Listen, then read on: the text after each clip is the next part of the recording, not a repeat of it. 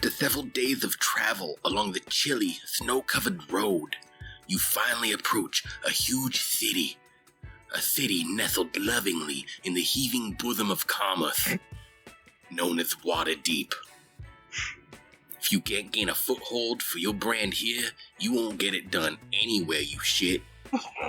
As you travel along, you spot a large building off High Road named Inn of the Dripping Dagger. So what happens is you fellas decide to wet your collective whistles at the inn's tavern and maybe get a lead or two on who to speak with about financial opportunities. You approach the 4-story establishment, and as you pull open the door, listen, hey, what if we don't want to do the whole tavern thing? What? What if we don't want to do the whole tavern? Like, I want to go elsewhere in Waterdeep. Like, I know what Waterdeep looks like. There's, like, giant fucking statues and everything. Like, can we maybe check out the statues? As you pull open the door to the tavern, oh my god, buried underneath the creaks and groans sounding out from the wood, you believe you hear the phrase, "The feet are falling like raindrops." Did you like when I spoke into the microphone like it was a churro? Well, that was your official ASMR moment of the week, brought to you by the single Frito scoop I just found in my couch cushions. Get in my mouth, you little freak. Oh, it's not that stale. Oh, you little freak. As you scan the interior, the barkeep beckons to you and shouts loudly over the commotion made by the other patrons. I apologize, I'm not very good at voices, but I'll do voices for you here. Hello, travelers. Saddle on up to the bar and let me fix you folks a drink. And that's the bartender calling you guys over. Bitt goes up to the bar. He's parched. He'll take the barkeep up on the offer. I think Dibble is gonna go ahead, take a seat next to you, but I'm not feeling no thirst, so I think I'll pass on it, but I'll sit with you at the bar. I'll keep you company. I'll tell the barkeep that I'll have a nice mead. If you have mead, give me some mead. I like mead. Wait, do they have mead here? I've never had mead before. Never had it? I've had ale. Mead, is it stout? Do meads come stout? I mean, I think that depends on the size of the glass you put it in. Oh. The barkeep is not amused by this conversation.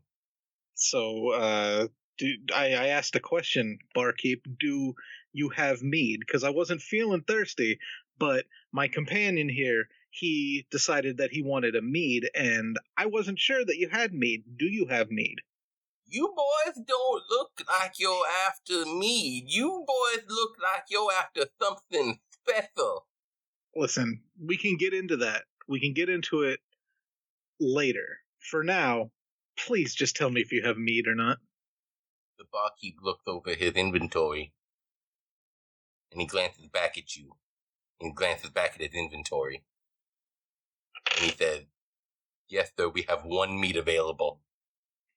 One mead. Is it what type of mead? Is it a honey mead, or is it a stout mead like my companion asked for? I mean, we need a little more information than this. Good sir. He turns and he grabs the mead off the shelf and he slams it down on the bar in front of you. He goes, "There's your mead. That'll be 15 gold pieces." Okay. Well, Dibble reaches into his backpack and pulls out his water skin and says, I think I'm gonna stick with this for now. No outside beverages, sir. I put the water skin back into my bag and sit patiently while eyeing the barkeep, giving him the stink eye.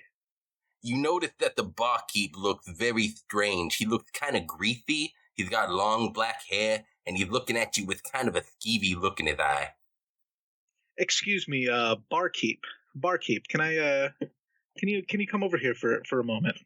What seems to be the trouble? Are you enjoying your one mead, sir? Dibble stands up on the bar stool and leans in real close. He leans in real close to the barkeep, and he whispers into his ear, "What's your fucking problem?"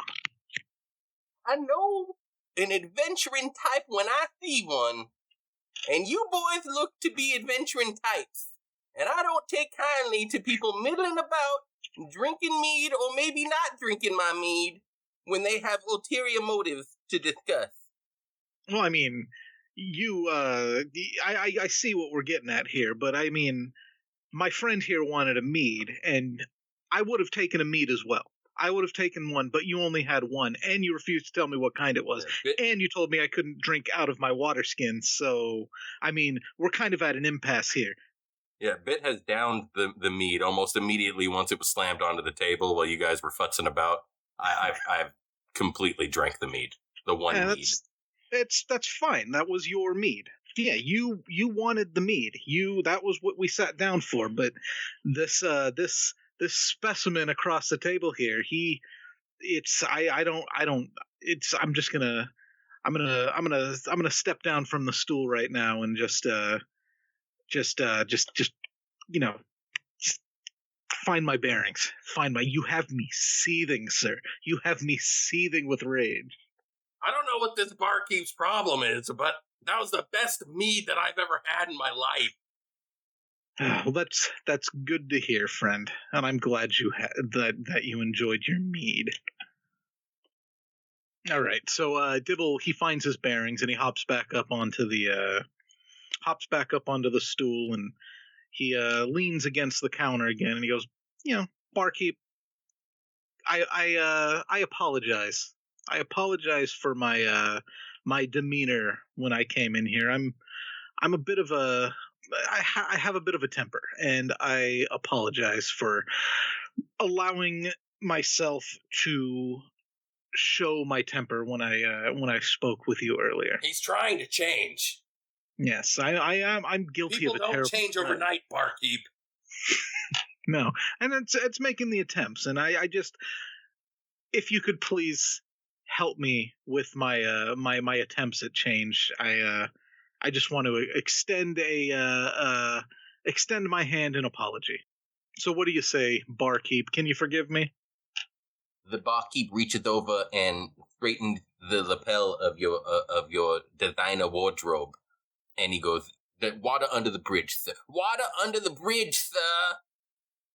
Dibble looks down at his lapel where the barkeep just manhandled him, and he chuckles a bit to himself. This guy just touched my lapel. Dibble, make a perception check. Okay.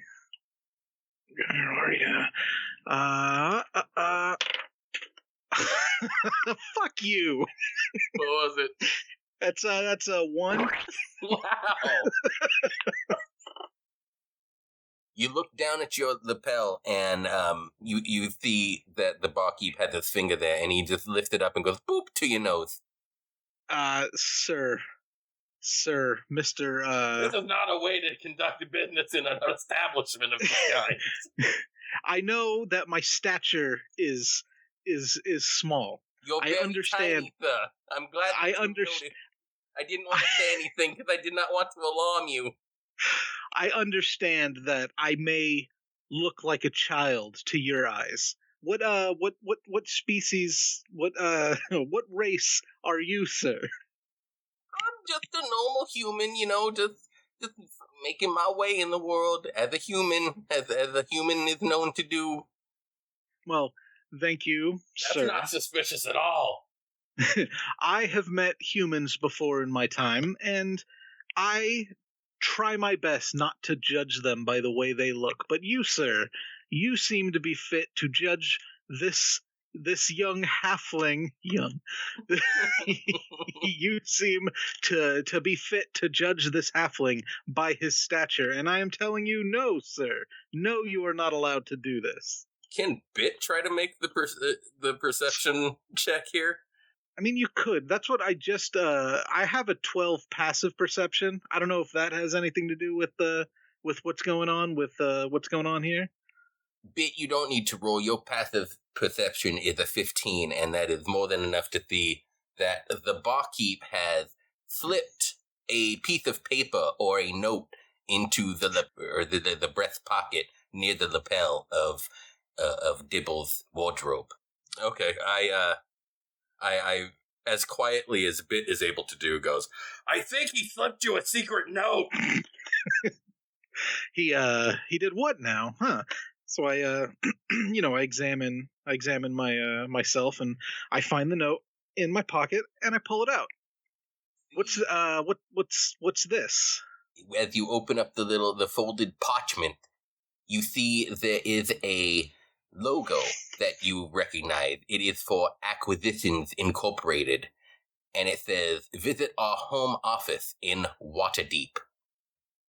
I want to cast a mage hand and have it girl by the whole pub tavern. Is that a cantrip? It is a cantrip, yes. Then do it, baby. I do it. Girl by. Describe the hand. What color is it? Is it a gnarly, like bony fingered one, or is it a hand model, like David Duchovny in Zoolander? It is pink. It's a glowing pink, and it has long nails on the tips of each one, and they're all painted like zebra stripes, and it just kind of flicks with a like a flowing motion to it as it waves girl by to the crowd. Oh, like Jack Hay. Yes, that is perfect.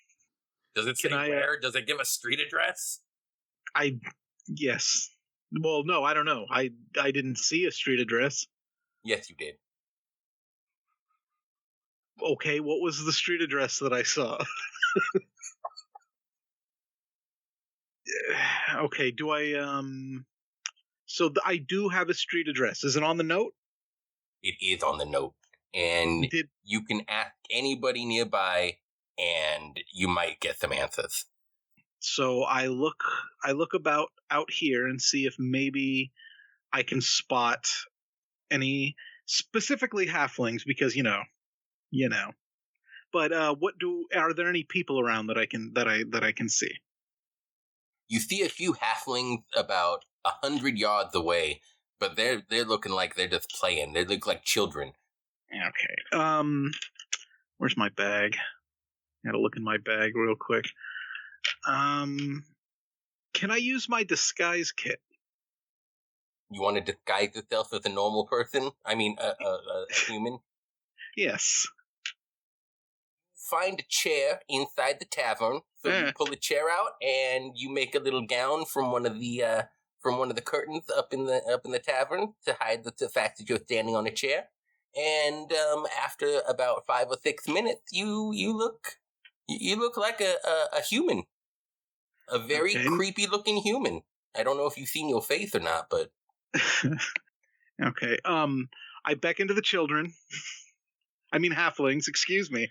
They see that you're a normal-sized person and think that you are a person of authority, so they run up to you, and you realize that they are about 40-year-old grown adults. So they're my age? Yes. Okay, so I say to the halflings, do you know where this do you know where this address is? And I point to I point to the letter. I say, do you know this address? Do you know where I can find this address right here, sir? One of the halflings goes, you called me from 100 yards away just to ask me a stupid fucking question like that? I thought grown humans of your stature were supposed to know things more than halflings are supposed to know. Isn't that what you always say? I throw the drapery off of myself, revealing myself to be a halfling. Oh my god! It's like much like Gandalf throws the gray shawl off of himself to reveal him to be Gandalf the White. I do the same flourish to reveal myself to be a halfling. The halflings are in awe. They are stunned at what just happened before them. This world is full of magic and dragons, and you have just blown these halflings' minds. Now, good sir, do you have an answer to my question? They snatch the piece of paper from you as if you were a deity, and they gaze upon it with reverence, and they go, yes, sir, we'll take you there right away. Thank you. Bitt, would you care to join us? I pick up all of the halflings in my arms and we start to walk. I go along with you. I pick you up too. All right, I'll be carried. I'm okay with it. But you get the special shoulder position. The other ones go Yeah. under the arms. Damn right. I put my arm over your horns. You have horns, right? I do have horns. Yeah, I put my arm over your horns so that Not I can so many horns. I can just kind of, lean on it and be comfortable. The halflings direct you through the alleys and the street and the back ways to get you there in under 10 minutes time. As you turn the corner, you see a wooden sign sticking out from the building with the same logo, the Acquisitions Incorporated logo that was on the piece of paper. I drop the halflings. Are they okay? They are not. Are they I mean, I'm not like a giant. They didn't fall that far. What can I take a look at their injuries? Yeah, one of them's badly concussed. Okay, just a concussion? Yeah, he's vomiting. He's very dizzy and he's vomiting. I think you dropped him straight on his head.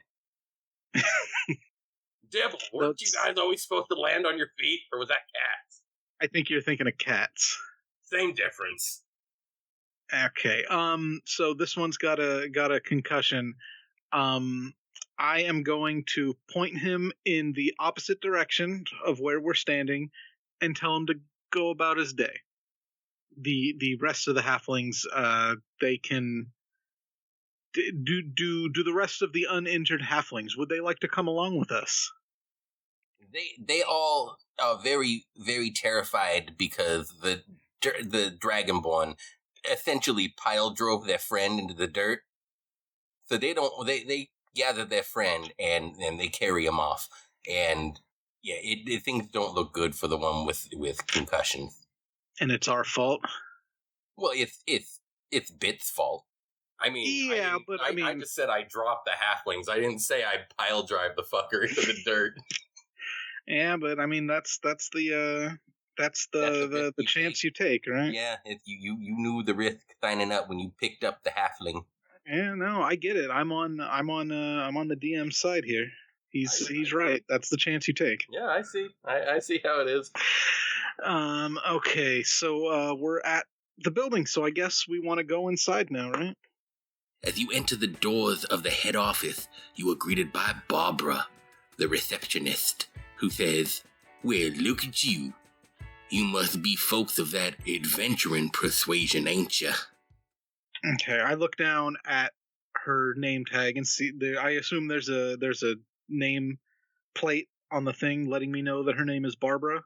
She has a hello, my name is Barbara sticker on her She has mouth. okay, so I say, "Well, Babs, may I call you Babs?" She fans herself like, "Oh my goodness," and she says, "Of course you may." Good, and I flash her a coy smile, and I lean in close and I say, "You are absolutely right. We are the adventuring type." She says, it's gonna be great. I'm so glad you both are here. Why is that? Barbara shows you into this elegant little conference room and asks you to wait to speak with none other than Omen Dran, founder and CEO of Acquisitions Incorporated. Apparently, he's been expecting yous. Use. I lean over to Bitt and I nudge him a little bit and I go, think I can get it? She wants a piece of the dibble. I can tell. I'm very in tune with the feelings and emotions of women. You're saying she wants the mushroom tip? Can I see anything of particular note in this conference room? You notice a few oil paintings and portraits up along the walls. and you see one that is Omen Drawn, and it says his full name on a little plaque underneath there. And you see another one across the way from Omen. You see a portrait that looks very, very, very familiar to you. It looks a lot like the barkeep. And as you look underneath the oil painting to the tag, it says Jim Dark Magic the Third. I don't even point it out to Dibble. I want to look around the room, much like you did. Do I need a perception check? No, you're a tiny, tiny man, and you see the placards just fine. Okay, so I see this. I see of course, the picture of the barkeep that I do recognize because I was concerned with who he was. So I see that this is, what was it, Jim Dark Magic the Third? Of course, the one and only.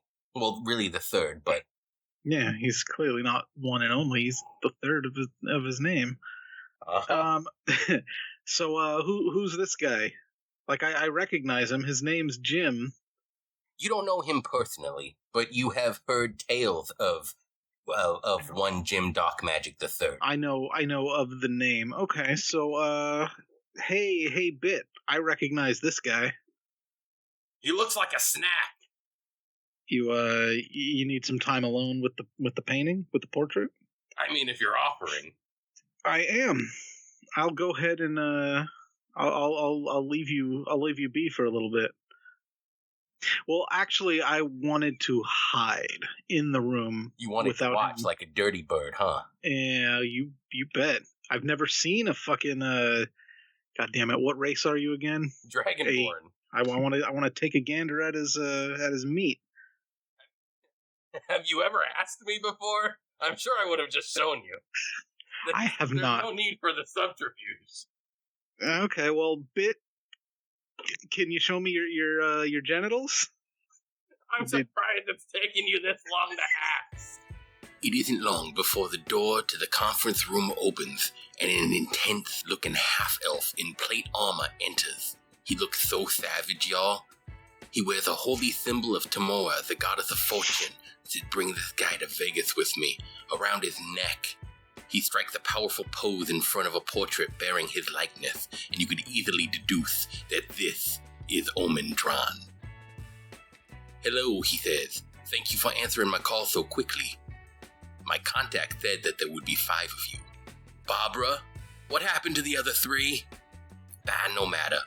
I'm sure you've heard about this batty little earthquake that struck the city 2 days ago. No. At first, the damage seemed limited, but unfortunately, a huge sinkhole opened up a fissure beneath an abandoned warehouse over in Dock Ward. A few city watch guards entered the fissure to investigate, but no one has heard from them since. They're now feared dead, and it's apparently my problem. But my schedule is complicated at the moment, so I'm delegating that job to youth. As an experienced adventuring party, group, duo. Anyway, I have no doubt that you can handle the task. Now, I bet you would love to ask Omen Drawn some questions, yeah? But before you have any chance to respond, Omen flashes you both his hefty sack of coins. Sorry, that was on the next page, of coins. The pay is 500 gold dragons for you both to split, with a % commission going to Acquisitions Incorporated as a daddy. He flashes a coy grin in Dibble's direction. I mean, broker. So I guess he's hitting on you. Anywho, head to the warehouse next to Jolly's Lamp Emporium down by the docks. Tell the city watch guards stationed there that I sent you. Explore the fissure, learn the fate of the guards who went missing, then come back to me with the signed city watch papers confirming your completed work. Peace out, dog. And without another word, Omen Drawn turns and leaves the room. After flashing us his sack. How rude. Okay, let's see. Where did my fucking notebook go? Okay, so I turned to Bitt, and I, kind of glanced down at his belt buckle. So we gonna do this, or? You still want to see my dick after we just got a job? I mean, the job is still there. The job will be there. I'm Dick will be there too. Are we sure of that?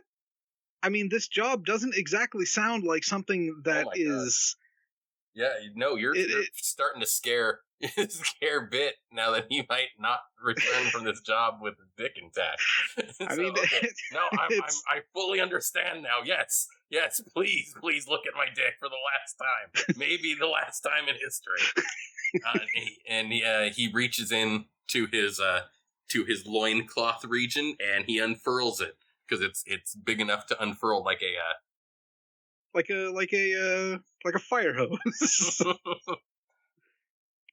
Bitt is going to remain frightened about losing his penis for the rest of this encounter.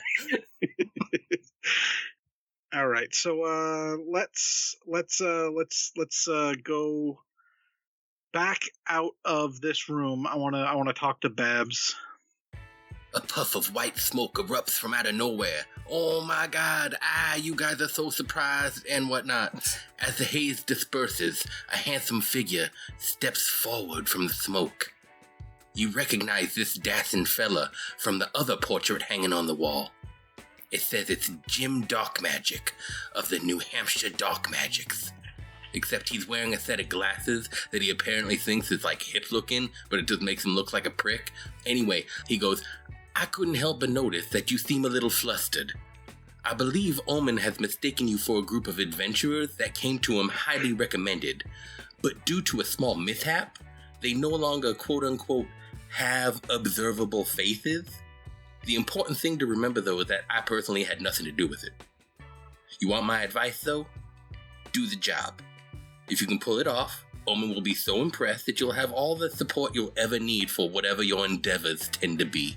Whatever side you want to butter your bread, baby, Omen will bankroll it. Okay, so, okay, well, I mean, we were planning on doing the job. I mean, I didn't need this guy to show up and tell me that he yeah, we didn't need the exposition dump. Yeah, what's going on here? Listen, I just wanted to give you guys a bit of a leg up in the situation, that's all. Okay, I'm on your side here. Mr. Dark Magic, is Mr. okay? Just Jim. We're all friends here. All right, Jim. No, Mr. Dark Magic. All right, Mr. Dark Magic. Dark Magic the Third, or we can just do the Mr. Dark Magic. Okay, that's fine. So maybe you could tell us where this lamp emporium. We need to go to the warehouse next to the lamp emporium, so maybe you could point us towards the lamp emporium if you would. Absolutely. So he draws out a little map on a cocktail napkin that he has nearby, and he hands it over to Dibble. Okay, I take it and I look at it. You sniff it? I don't like the way this guy's very greasy. I don't really want to smell what this grease smells like. Okay, fair enough. So you would you guys like to leave now? I mean, is the note that the map that he drew out for me, is it a satisfactory note that I'll be able to follow? Absolutely. It shows you from exiting the front door of Acquisitions Incorporated all the way to the location. Okay. Then yes, we would like to leave the room. As we head out of the building, I'd like to just shout, goodbye, Barbara. Don't be a stranger. She says, oh, you boys take care now. See you later, Babs. She fans herself, and she's like, oh goodness. So I assume we'll just start following the map. Yeah, we're gonna follow the map and have it take us to the Jolly's Lamp Emporium down by the docks. As you wander through the alleys of Dock Ward, you begin to hear some clicking sounds advancing on your location. From the shadows of a nearby building, 3 figures appear. You see 2 bandits, each one rhythmically snapping their fingers with every step forward. And they're being led by a skeleton who looks oh so very cool, regardless of its flesh falling off. The undead leader steps forward and surprisingly addresses you both. your money or your life. And her lackeys say in tandem, Jaylene commands it. So Jillian, you want our money? Is that what you're telling us? All of it. What exactly does a pile of bones do with money? Right as she's ready to respond to you, one of the bandits goes, I know this, it's a bard trick. No, Jillian, I just want an answer to my question. So Jillian, what are you going to do with the money? Why do you want my money? And no, bandit boy over there, this is not a bard trick. That's exactly what a bard would say. It's an honest question. I want to know what you are going to trying to do with my money. Jaylene looks off up into the sky and goes, a girl has dreams. I guess that's fair, but what, are you going to buy yourself some skin so that people take you seriously? Like, you're not even allowed in, like, restaurants. Who's going to take your money? You're a skeleton. Skeleton? What are you talking about, skeleton? You're a skeleton. You look oh so very cool, but you're pretty much a skeleton. I didn't come out today to be weight shamed by a tiny little freak. She brandishes her cutlass at you, and she says, "On guard!" God damn it. So I pull out my... Do I have a rapier, right? Yes, I have a... Well, no, I don't pull out my rapier. I pull out my crossbow. Roll initiative, boys. Roll initiative. Let's hope for something better than last time, huh? Okay, so I rolled an 8, so a 12. Okay. I rolled a 18, so that is a 21. Jaylene hangs back from the fight as the bandits charge forward at Dibble and Bitt. The first bandit rushes towards Bitt and misses their attack. He fucking went after you? Now the second bandit charges at you, Dibble, and they miss with their attack. But that was with a dagger. They tried to stab you in the throat, and they missed, because they aimed a little too high. That's a halfling joke. It's racist, but okay. It's Bitt's turn, and then Dibble. Alright. Yeah, I think we're good. Since I stepped to the side to avoid the kick, I'm just going to continue my rotation, like give him a punt in the ass. A 1. I rolled a 1. So now I've whiffed my kick. So it's just people throwing feet all over the place and no one hitting. It's a super kick party. I invented the super kick party. They're all missing. Like, they're all heavy thrust kicks that are just missing. When I miss my kick, I slap my thigh so it sounds like it hit. Yeah, so that's Jillian thinks that you may have connected, although she wonders why the landing of the kick was so fleshy and sound, Okay, Dibble, it's your turn. Okay, so I want to make some room between myself and the rest of the guys, so I want to run in the opposite direction of where they're coming at me. Okay, that will provoke a attack of opportunity against you. Okay. And it hit. You take 4 points of damage. 4. So that brings me, where am I? So that brings me down to 7. Okay, Dibble, you took the damage from the attack of opportunity, and you can go ahead and create your distance now. Where do you want to be in the alley? Let's put about 10 feet between me and dude in front of me. Okay. So, 19. That hits. Roll damage. So we got 5. So a 9. 9 damage. You hit him. It sticks right into his collarbone, and he squeals with half delight and half agony. I like to think of it like a like just a standing backflip, back 10 full feet, and then just nails him right in the collarbone with a bolt. With that Defoe-looking face of yours, too. Just, I know, it's right there in the middle of my screen. That's all I can see. Now it is Jaylene's turn. Okay, I want to change over to my rapier. Jaylene charges in at Bitt since his back is to her right now.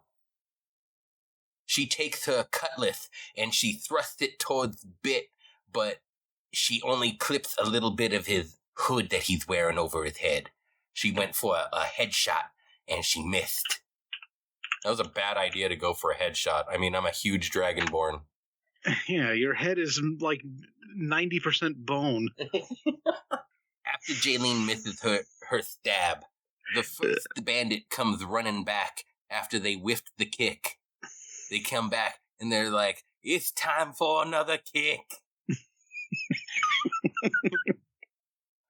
So the bandit finally runs in and connects with a straight up super kick right to your jaw, Bitt.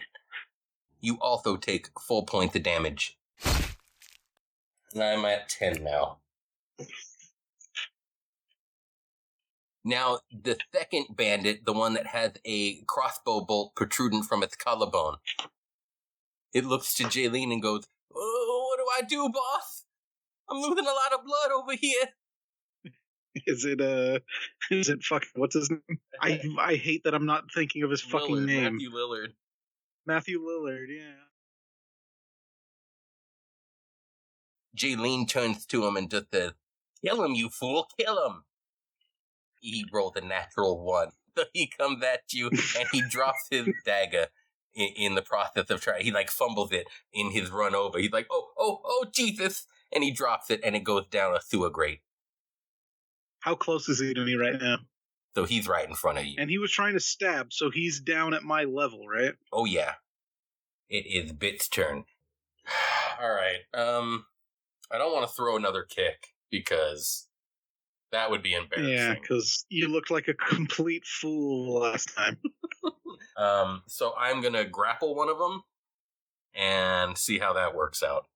So I'm going to grab up the one bandit, and I rolled a 5, but my grapple is +9. I should grab him up by the legs. That's what I'm going to do, like in a slingshot position almost. And I guess that's my turn for now. Okay, so,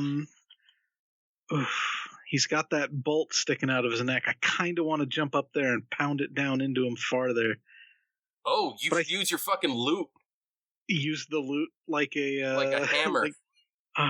No, I think I just want to stab him with my rapier in his throat. I want to just put my blade through my rapier needle through his throat. 19.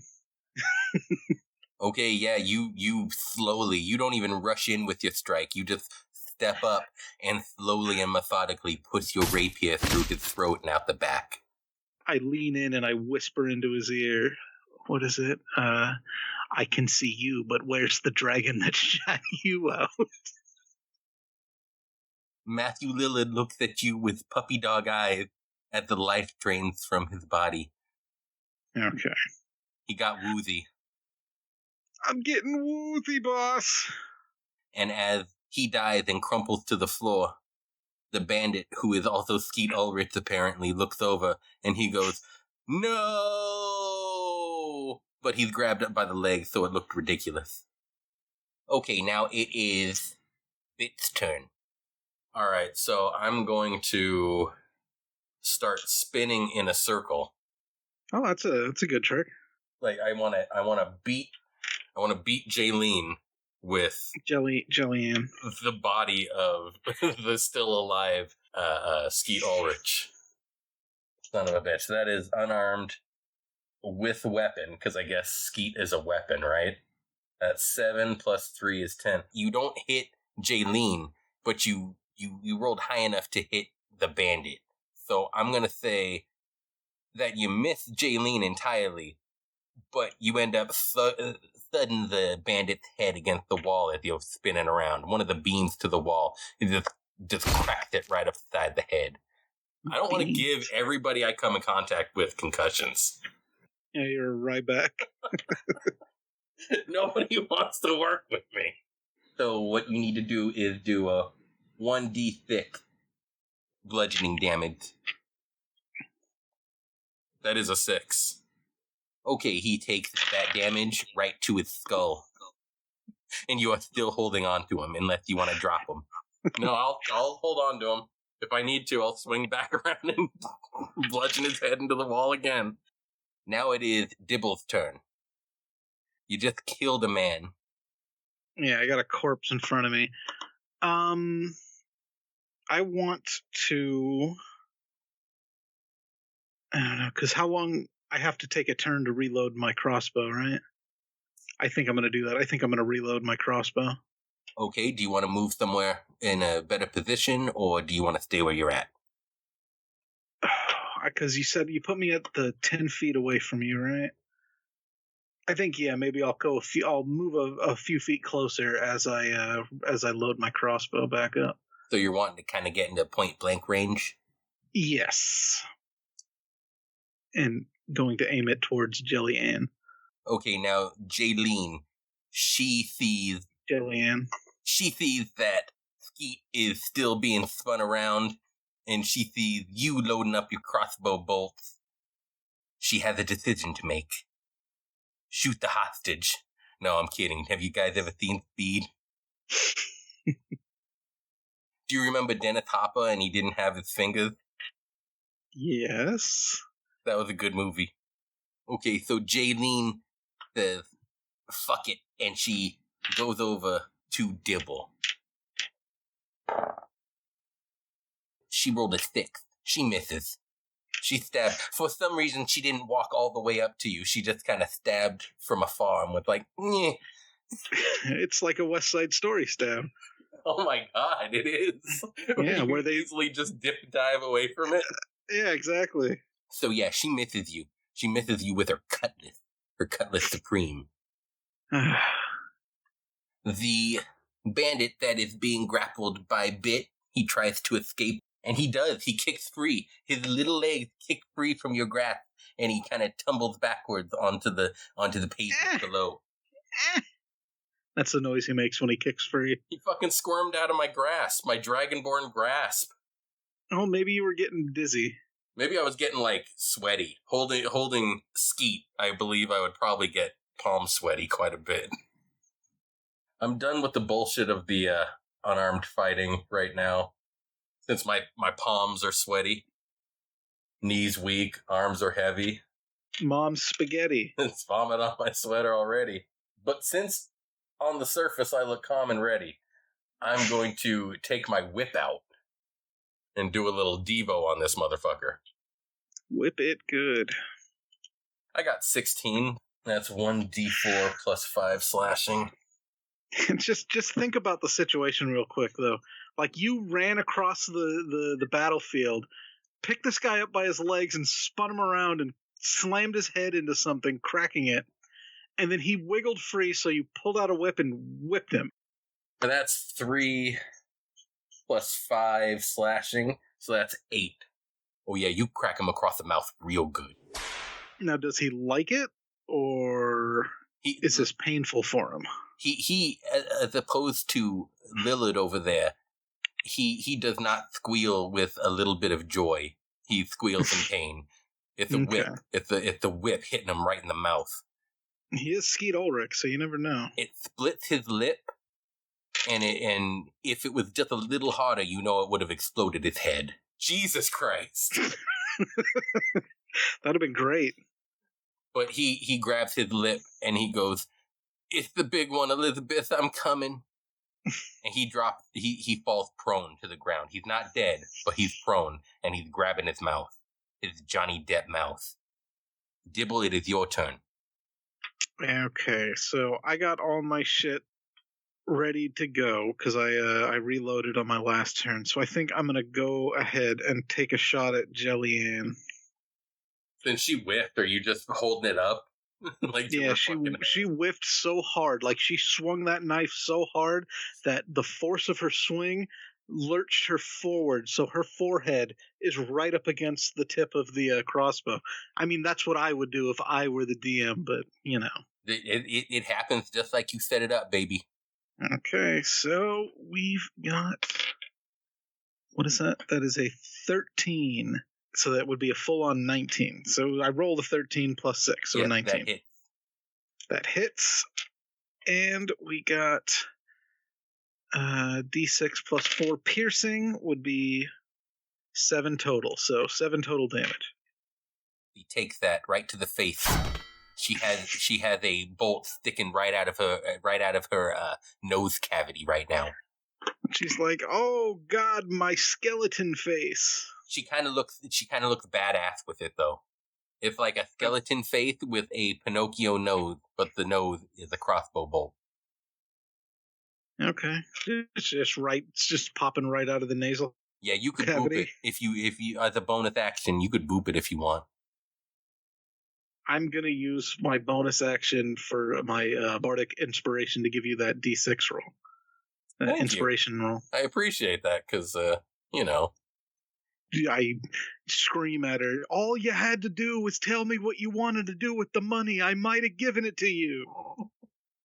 She says, "You insulted my appearance, boy." That's not my fault you look the way you do. So you continue to insult her appearance?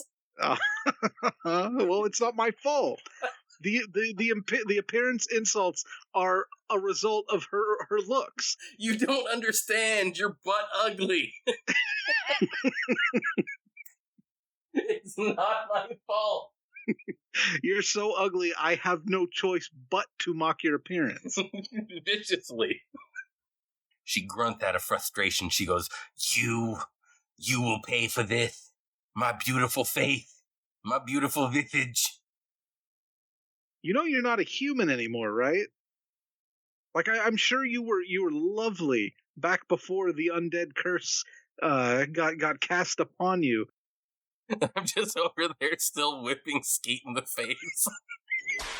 Over and over again. You guys are having a full drawn out conversation. Jaylene listens to the words that you speak, and she holds her cutlass up to her face to see her reflection. And she does see, for a brief moment, what you described to her. And she's horrified. Do you get it now? Get it, Paul Feig? She says, but this cannot be. Oh, it is. You have successfully at least stunned her, so she does not take an action on this turn. Hey, look at that. My charisma pulling through, baby. Yeah, you didn't even have to roll. That was just straight up, that was role play logic right there. That's the type of shit that can't be taught. You're born with it. That's the mushroom tip promise. Maybe he's born with it. Maybe it's mushroom tip. That's not. I momentarily look up from just wailing on Skeet over there. And I look up and I see you guys are chit-chatting. And I launch my breath weapon at Jaylene. That was a good tactic, Dibble. She definitely is too enthralled with staring at herself in her cutlass to know that there's a Dragonborn behind her building up a wall of fire to shoot up her a-hole. So, roll your damage. This is 1d10. That's a 5. She's on fire. Jesus. Damn, like you're like I was gonna try and see if we could. Yeah, I was gonna try and talk to this person and see if, hey, maybe we could help her find out where this curse came from. Nope, you set her on fire. You didn't communicate that to me. I thought this was one of the whole. You're doing a brilliant distraction ploy so we can get the upper hand on the bad guy thing. I mean, if it worked out that way, it worked out that way. That's fine, but I'm just saying that wasn't necessarily where I was going with it. We're like 10 feet away from each other, hollering back and forth, and she's just on fire, running back and forth between us, flailing. So she's on fire, and she's not. There's nothing around to put her out. So, Dibble, what do you want to do? I guess watch her burn, right? Wow. Yeah, I mean, Skeet Ulrich watches his gang leader fall to the ground in a fiery death, and he goes, I'm so sorry. I'm so sorry. Please forgive me. And he runs off. And you could choose to pursue him, or you could choose to just let him run off with his bloody mouth. I think, I don't know. Do you think we should let him be? I mean, the person with the gaping mouth wound is going to be easy to find, so it's not like we have to chase him down right now. No, we can get him later. And I mean, this we can get him later. And we have, we've got more pressing matters to take care of. This Jelly-Ann nonsense just came out of nowhere. We're just trying to get to the docks. I didn't even want to set this have this broad set on fire. Yeah, again, my bad. I thought we were doing something else. So yeah, I say we just leave him. Let him go. I'm sure he'll come back later and he'll be dragging a giant rock monster behind him or some shit, but whatever. I mean, Bit starts to kick around at the smoldering sack of bones on the ground that used to be Jaylene. Should we keep the bones? Yeah, we can definitely loot the body. While the body may have been burned entirely, certain items still remain upon her person, including her cutlass, but it is nothing special. It is a regular cutlass, and it is actually, in fact, a little rusted, so it is less than a prime cutlass would be. So it's not necessarily treasure, so to speak. Was it a Cutlass Supreme or was it not a Cutlass Supreme? Apparently it wasn't. She was a fucking liar. It was just a regular Cutlass. Yeah. Good God. So it's a regular rusted out Cutlass. So it's a LA Express. In her belt pouch, with it which has miraculously survived, Jaylene carries a potion of healing, 10 gold pieces, and the bones of 4 of her toes that have fallen off. She used to be really attached to them. Well, I definitely want to take the gold. I definitely want to take the toes. You could have the toes. I take the toes and I string them up on a little necklace thingy and wear them around my neck. All right. This is going to be a thing, right? By the end of this, you're going to have just a fuck ton of toes.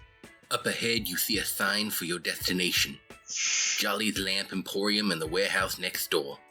Next to the warehouse, 3 members of the Waterdeep City Watch stand guard at the fissure.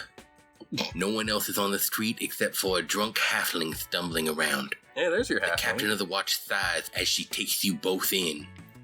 No entry permitted. Okay, so I ask the drunken halfling what he's doing here. The drunken halfling looks at you, hiccups, and he stumbles off and lays under the tree, looks to be taking a nap. I kick him awake, and I ask him again. He grunts and rolls over. I kick him again. The city watch guard goes, "Hey, you leave that drunken fool alone. He's just trying to nap it off." I shout back to the city guard, "It's okay, he's my brother." She goes, "Oh, halfling business, I see. Proceed." I'm trying to wake him up. I need answers. This time I use my sternest halfling voice in the halfling language. I say, "What are you doing here, sir?" Roll intimidation check. 3. But I got a +5, so what's that, an 8? The drunken halfling grumbles, piss off. There's a reason that he's here, okay? And I want to find out the reason why he's here. They wouldn't tell me that there's a random drunk halfling walking around if there wasn't a reason for him to be here, right? I mean, he wouldn't be here if there wasn't a reason, right? What if I use my charisma and okay, there we go. I tell this drunken halfling that if he tells me what he's doing here, I will purchase him another ale the next time I see him in town. Another ale, you say? Another ale, I say. He rolls back over and he opens up one eye and goes, okay, what you got? Why are you here? What are you doing? I'm trying to sleep one off. Yes, I mean, I don't know if you've ever drank before, but sometimes you need a nap afterwards. You catch my meaning. What are you doing in this area? Why are you here at the fissure? Do you know where the fissure came from? Did you see where it came from? I actually live over next to one of the docks over there, so this is kind of my area. This is my hang. And this tree right here, he pats the side of the tree. He goes, this tree right here, this is my boy. We've seen a lot of drunk naps together. Okay. Now, did you, when the fissure opened up, did you take notice of anything when that was happening? Were you around? Oh my God, I was right here, and it was such an earthquake. You have no idea. Did the tree see anything? The tree is a tree. But did it see anything? You could ask it. I asked the tree if it saw anything. It's a tree. Friend, I'm very tired. What is your name? What is the halfling's name? The name's Otis. Pleasure to make your acquaintance. Now, can Otis go back to bed? Tell me, Otis, do you have a last name? What's your house? I have no house, buddy, aside from the one I told you I have over there at the dock. I'm not a no-name around these parts. I'm just a humble guy trying to make his way in the world. I turn to the castle or the city watch, and I ask them what they know about this halfling. What do you mean? What do you know? You said he was your brother. But what do you know about him? That he's your brother. I am wary about all of this. I am weary as fuck. I know something bad's gonna happen. I tug at your coat, your petticoat, or your vest, whatever the fuck you're wearing, and I go, "Boss, he's stumbling away." You turn and you see Otis, and he is indeed stumbling away, but it looks like he's stumbling toward the direction that he told you he lived in. Otis, stop! Would you care to hear a song? What kind of song? What's the style? Well, it depends. What instrument would you like to hear me play? I have a lute. I got a pan flute. I can make this happen. What are you trying to make happen? I just want to play a song for one of my brethren. Let's hear some pan flute. I want to hop around like a Nancy. I pull out my pan flute and I play an original tune that I wrote myself, and it is called the dance of the toad people. Like toad, like they have toes, not toad like the animal toad. That sounds interesting. And it goes, and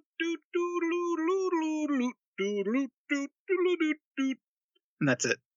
That's not really a song, sir. That's more of a melody. But it plays over and over again. There's a break. You just haven't heard it yet. Give it time. It gets better. So okay, it's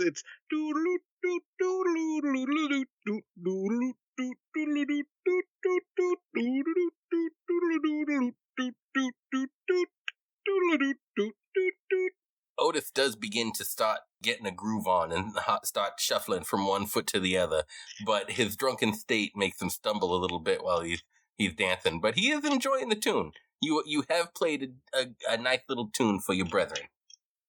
I thrust kick him right in the gut. So roll in unarmed combat. That would be okay. +2. Fuck you. A 1. So I got a 3 right there. You charge towards Otis, and he's happily dancing from foot to foot. You end up tripping over one of the foot that he sticks out, and you go flying towards the water. You don't fall into the water. You're not taking a plunge like a WCW show, but you get close. You're gripped to the side of the docks right now. Did Otis notice that? Whoa, what was that? And he goes, are you okay over there, fella? I was just dancing. I was just trying to dance to the... Wait, I wrote it down in my notes. What was it called? The Dance of the Toad People. You gotta dance a little bit more safely than that next time. But thanks for the tune, my friend. And he goes, I apologize. And he goes and walks off and enters a building that he has keys to. You see him enter. He walks in and he shuts the door behind him. Okay. Hey, Bitt, can you help me back up off of onto solid ground? Yeah, what the fuck was that? I was trying to dance. You heard me? It didn't look like a dance to me, boss. It looked like an unwarranted attack on a civilian. What do you know? What's your intelligence again? 12. Hang on, I'm gonna roll insight. Fuck you. 4 + 3. Yeah, no, I don't know shit. Okay, that was a good attempt at a dance, boss. Oh, are you gonna help me back up on my feet, or I help Dibble up and brush him off. I go to the City Watch and I ask if we can take a look at the fissure. Yeah, some guy named Omen sent us. Took you long enough, she says. So let's get this done so we can get on with our lives. She pulls a scroll from her leather pack and squints at its barely legible writing. So, which one of yous is Osgood the Ugly? I need you to sign before you go in. I'm Osgood the Ugly. That was without hesitation. Wow. The Ugly, is that a family name? No, it's because of my face. Oh, it is unfortunate. Yeah, I know, I'm aware. Jesus. I've seen it. And then you, big Dragonborn guy with the cock. Has he not put his dick away yet?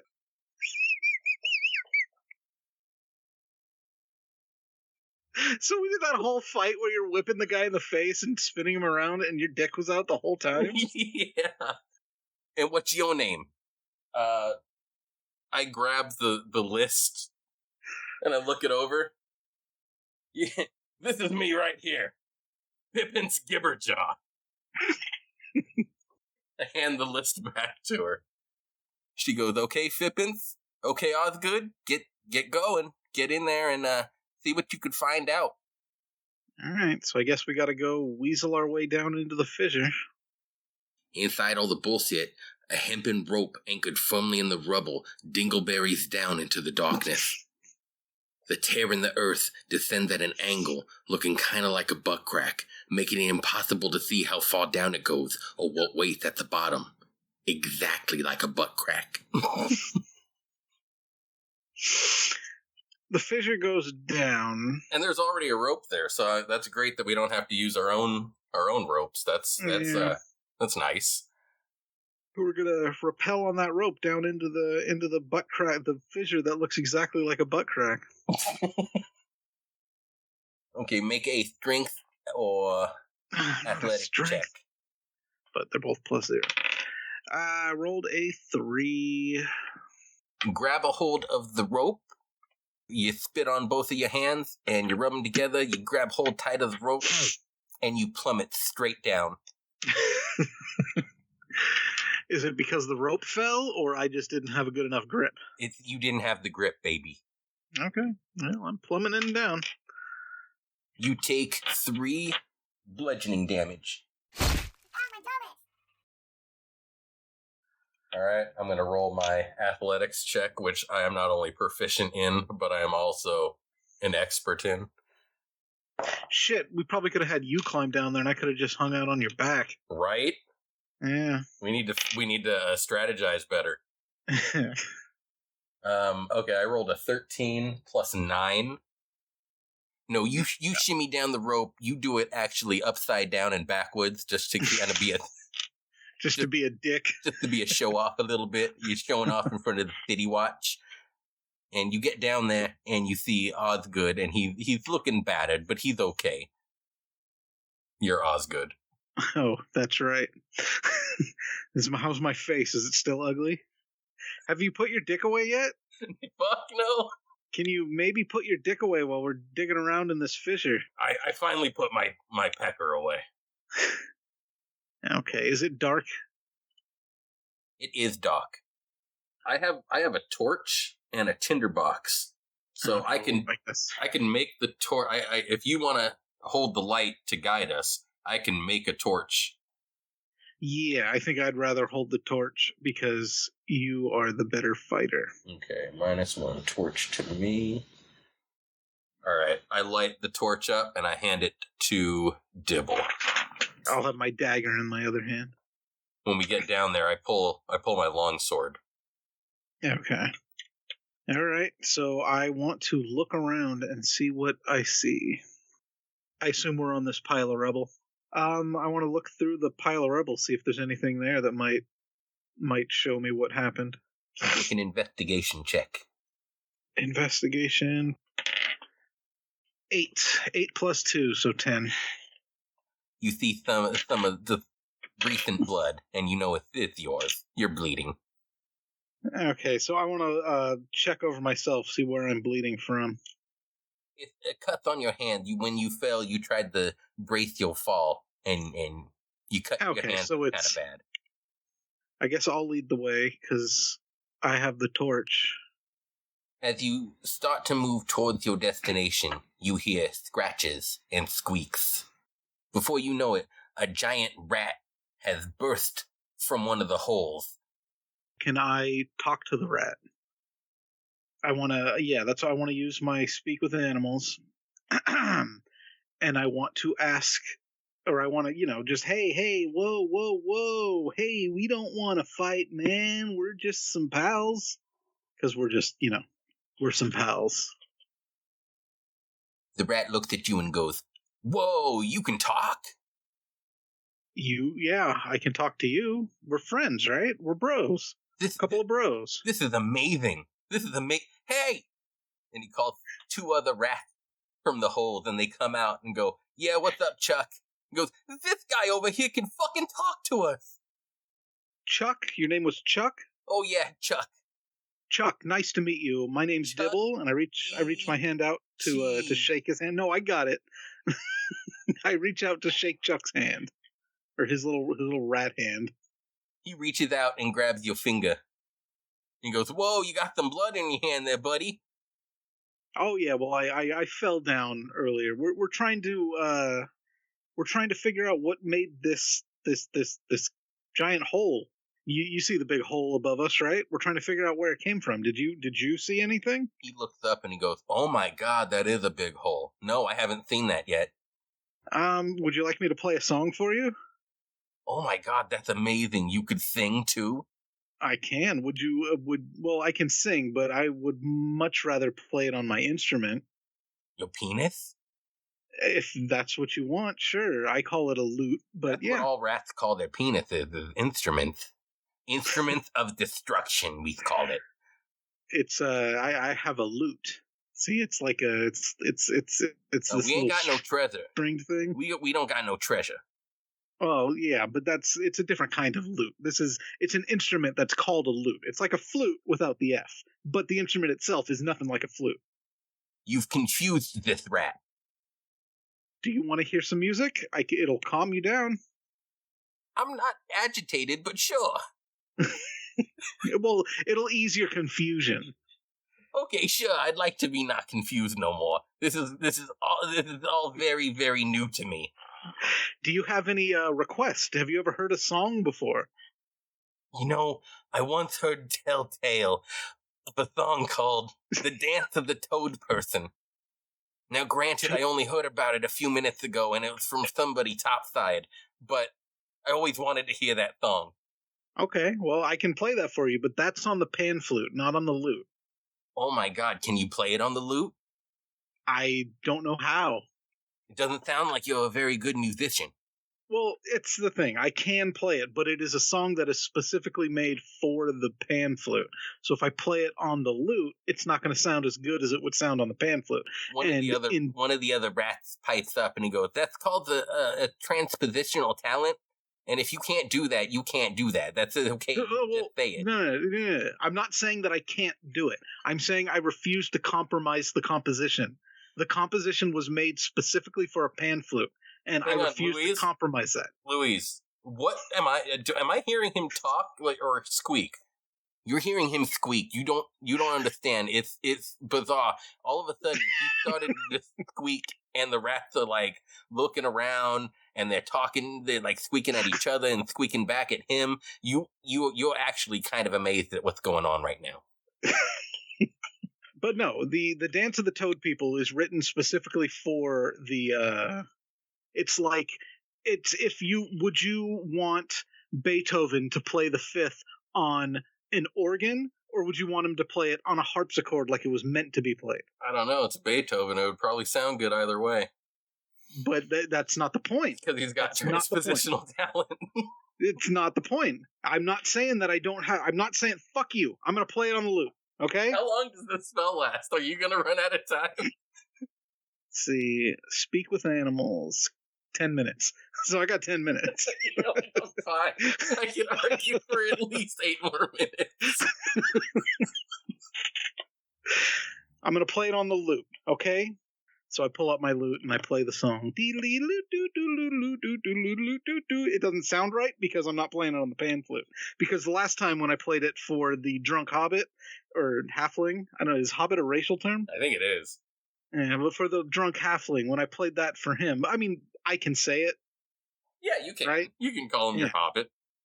It sounds different than when I'm playing it now because, it was made for the other instrument. But, yeah, here we go. I'm playing it on the... Happy? The rats say, "Oh, yeah, that was real great. That was real great there." Yeah, don't fucking patronize me. If you had heard it on the pan flute, you would have heard a good song. But no, you insisted that I play it on the lute. And then you forced me to compromise the composition. I turned to look at Bitt. I don't know what they want from me. Why are the rats green, boss? I turned to look at the rats. Am I allowed to ask you why you're green, or will that be racist? There was this thing that we ran through, and it turned us green inside. What was this thing? It was in one of these rooms. Where can you show me where it was? I mean, we don't want to go back in there. We already got greened up. We got greened up. Oh, we got greened up so good. So I just turn and start walking away from the rat. We're heading north towards where these rooms were. The rat squeaks at you. It says, "Well, bye, I guess." I turn and I cast a mage hand with a big fucking middle finger right in his stupid face. This rectangular-shaped chamber shows no earthquake damage. Possibly because of the columns, but I ain't no fucking architect, although I did play a gardener in a movie once. Well, fuck me, enough about me though, I guess, right? 4 pools of liquid are set into the floor. 1 blue, another green, a third clear, and the last cloudy. Carvings on the walls seemingly depict the pools, and so robed figures submerging themselves within. At the far end of the chamber stands a double door with a large, ornately carved lock on it. Senor Guzman, what movie did you play a gardener in? Oh, it was the caller. It was with this really sexy redhead. Ooh, which one? Oh my god, what was her name? Sandy Duncan? No, that wasn't Sandy Duncan. That was a different broad. Rachel LaFava. So I assume that we need to submerge ourselves into this water to unlock the door at the end of the other end of the room. That's what it sounds like to me. I don't know if we both have to do it. And does it need to be done in a specific order, and right. Or do all 4 need to be done at the same time? That's a good question. I think good. I don't magic good because I'm a fighter. so I can't really detect things. I'm not really a investigation kind of guy. Yeah, then I guess I want to investigate the pools before I do anything with them, right? Yeah, I would imagine so. Ugh. I wouldn't leap without at least testing something. Yeah, so I want to test the let's see, the green pool first. How do you want to test it? Are you wanting to put an item in there first, or are you wanting to put your hand in there? Okay, I want to dip my little toesies into the clear pool. Just one little toe, see what happens. Nothing happened. Okay, I want to dip my whole foot in. Nothing happened. Okay. I want to try dipping my head in. Nothing happened. Do I see anything inside the pool? The bottom of the pool. Okay. Is there anything else in the room other than the pools and the walls? And the description upon the walls showing to submerge yourself into the pools. No, there is not. There's columns that are holding the room together, but nothing aside from the door with the lock. No rocks, no broken pieces of floor. There's a lot of debris in the last room that you came from. If you wanted to just run back and grab some rubble, you can. Yeah, I'm going to go back and grab a few rocks. And then I want to just toss one into each one of the pools just to see what happens. Okay, the rocks get submerged completely, and nothing happens. Fuck, man. I mean, that would be nice if we could get the rats in and throw them in. That's what I was thinking. That's why I was wondering about my my casting for Speak with Animals, if I could talk to him. I could just talk to him one more time. If you guys wanted to do a short rest in this room with all the pools, you can. I think I might as well try, right? So, short rest? Yeah. Alright, yeah, I'm okay with camping here. Okay, I want to go check and see if them rats are back. Okay, so you go back to the fisher room, and you are in front of the hole that the rat came out of previously. Okay. I stick my head in the hole and say, squeak, squeak, squeak. You have casted the no. spell yet? Okay, so you're just squeaking? I'm just squeaking into the hole. You hear the squeaks echo around in the chambers. My own squeaks echoing back at me? Yes. Okay, and then I speak in the common tongue. Anyone there? You hear, anyone there? There? Is there any way that I'd be able to squeeze my tiny little hobbit body into the hole? You would most likely get stuck, but you can get at least like 3/4 of your body in there. I want to squeeze in as far as I can. I set the torch down so I don't burn my face with it. Okay, I push myself in and I scream squeak, squeak, squeak again.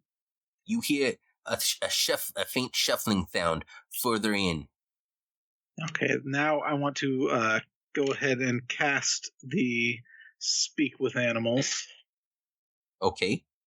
And I want to ask if anyone is in there. You do not get a reply back, but you do feel an ominous feeling creep over you. And off in the distance, you see something obscure the light. It's a slow-moving thing. And it looks to have, from the shadow that it casts, more than just the normal amount of legs, if you catch my meaning. More than... Oh, so it's a spider? I didn't say spider. It's an insect? Jesus. So it's a spider. Bit, pull me out. Pull me out of the hole, Bit. Can I hear Dibble? What if he's too far into the rock where I can't hear him? I'm still doing my short rest. Shit. How far away is the other room? It's about 15 feet. It's only 15 feet away? Yeah. Okay, so I'm going to go ahead and cast Unseen Servant, and I'm going to send him into the other room to go get you and have you come back and help me out. So what? I just see a weird ethereal form show up and like beckon me, like, Yeah. Yeah. So I guess we'll have to do an intelligence check to see if you're smart enough to figure out what it's trying to get you to do. I'm like, what is it, boy? What's happened? Did Dibble fall down the well? Did Dibble get stuck in a hole? I rolled a 4. Oh, yeah, that's not good. What's so urgent about it? I'm like, I'm trying to catch my short rest over here. I don't want to be disturbed. So, I mean, you got your short rest. Yeah, I mean, but I need prep time to get up. I mean, I guess I can wait, but there's like a spider coming. Like the Unseen Servant, I want him to do a little hand thing to show you that there might be a spider coming to kill me. Oh, is this charades? I love charades. I mean, if that's what you need it to be. Ooh, 17 plus 1. Bit, you understand that this figure in front of you wants you to follow it. I would love to follow this thing because now I'm intrigued. Because now there's shadow puppets that he's doing like crawly motions along its arm. So I'm very intrigued. He's doing the when Curly can't quite talk and he's trying to get people to look to go in his direction. So yeah, I follow the Unseen Servant back and I see Dibble stuck in the hole. My little legs kicking around. Like, oh, boss, you need a moment? I can come back. Pull me out. Oh, okay, you're done then. All right. So I rip him from the hole. There's no love to the pull. It's just straight up and out. So, is there any damage? Just to your ego. Okay, I'll take the ego damage. God damn you fucking imbecile! I give you a Mo Howard slap across the top of the head. What did I do? I didn't get stuck in no hole, boss. Why I oughta. Doink. All right. What I need you to do now is go jump in that clear water. You want me to go jump in the clear water? Yes. All right. I will cannonball the shit out of that. My mead's wearing off, so I need something else to do with my life. You said the clear pool? The clear pool. Bit, I need you to make an intelligence saving throw. What does intelligence have to do with jumping into a pool? He's just... Oh! Natural 20. Hey! The first one of the damn session. You're gonna straight up fucking swan dive into there. I look like a graceful swan. You're gonna do a full-on swan dive, and judges are gonna come out of nowhere and give you a perfect 10. The figures on the wall do it that have submerged themselves. They hold up the signs. They give you a perfect 10. You win a gold medal at the Fizz Olympics. The better question, did you survive?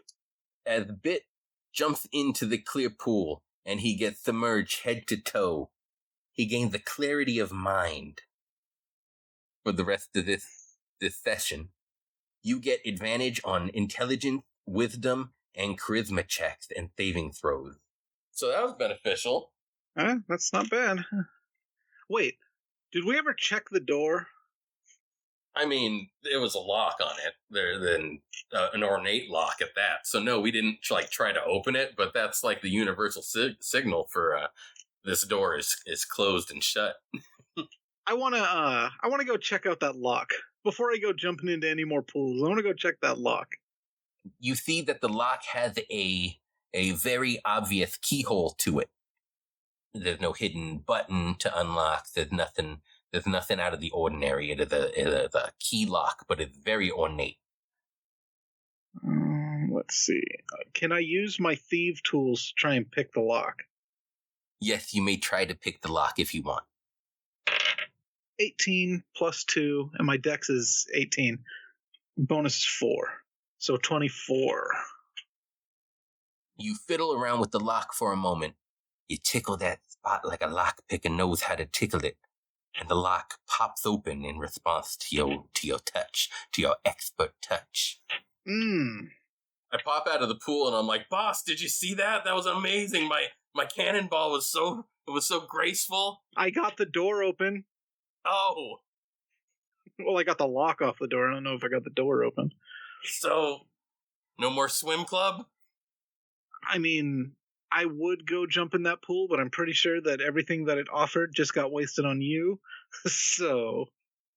All right, let me just shake off. I'll be right over. But then again, the rats weren't dead. They were just green. Yeah, we don't know what would have happened. I could have been turned into a green Dragonborn. I go and stick my finger in the green hole. You do so and nothing happens. Is my finger normal? Your finger's normal. I'm going to jump in the pool, in the green pool. All right, go boss. I try and do a front flip into the pool. Okay, you make a Constitution saving throw. That is a 19. So it's a 22. You dip all the way into the green pool, and you come out, and you feel a surge to your Constitution, and you have gained immunity to poison for the remainder of the session. Hey! What up? What up? No poison. So we got a spider hiding in here somewhere, don't we? I mean, a thing with extra legs hiding in here somewhere. Okay, I got the lock off of that door. Does that door open now? The door is wide open and you can proceed through. Okay, let's would you like to proceed through the door, Sir Bitt? Yeah, sure, I'll go ahead. Okay. Make sure you grab that torch. Oh, yeah, that's right. I put it down, and I put it down in the other room, so I got to run back to the other room to grab the torch. And so then I come back. Nobody saw my dive. Well, the guys on the wall saw it. Yeah, but you didn't. You're over there dicking with the lock, and it's pitch black. You somehow did that in the dark. Yeah, but you did your dive. You did it. You'll always know that you did it. Uh-huh. As the passage runs east, it widens from a log cutter to a full-on butt for the next 90 feet. At the far end of the area, the chamber narrows back down to a log cutter, with an engraved double door sealing it off. A full-on butt. You're coming in from the left side over there, so you're starting right at the entrance. Okay, so we're coming in from the west over here. So we're in the cutter, and then we're moving into the full-on butt. Okay, I want to look around. What's around me? You look around and you see on the ground signs of charring that obscure faint runes. Okay. Is Bitt fireproof? I'm resistant. I take half damage from it. You take half damage from it, and I don't know if I want to. Would my mage hand be able to interact with it? Okay, yeah, you can move your mage hand forward. But will it interact with the wall? Like, would I be able to try and brush away the charring? Yeah, sure. I'm going to do that. I want to try and brush away the charring with my mage hand. The trap on the ground that your mage hand brushes away triggers. Fire, I assume? And everything within range takes 2 fire damage. Shit. We're not in range, right? We're not in range. Okay, good. Okay, and is that the only one? Is that the only spot where I saw the charring was right there? You don't see anything else that is that would indicate a trap. Okay. I want to go examine those runes. They're just runes, and you don't know much about the arcana behind it. Okay. Because they're scorched and incomplete. Bitt, do you know anything about these runes? I'm not sure, boss. I'm not hip to that. I can try. Give it a shot. 3. Yeah, I don't know. This one kind of looks like a full-on butt to me. All right, I want to go take a look at that door over there. From where do you want to approach it from? I want to go to that little alcove to the north of it and examine the ground in front of it. Roll a dexterity save. 19, a fucking A. Another 19. That's like my 6th 19. 19 plus 4, so 23. And now roll another one. Another one. That one is a 1. All right, get ready for this, you fucker. As you step forward onto a portion of the floor, you feel that part of the floor gives way underneath you and lowers into a depression. And as you look up, you see a swirling cloud of green mist. You can tell this is a dye because it covers your skin and your clothes and your hair and your weapons, and you are completely green. And that's it? That's it. I got dyed?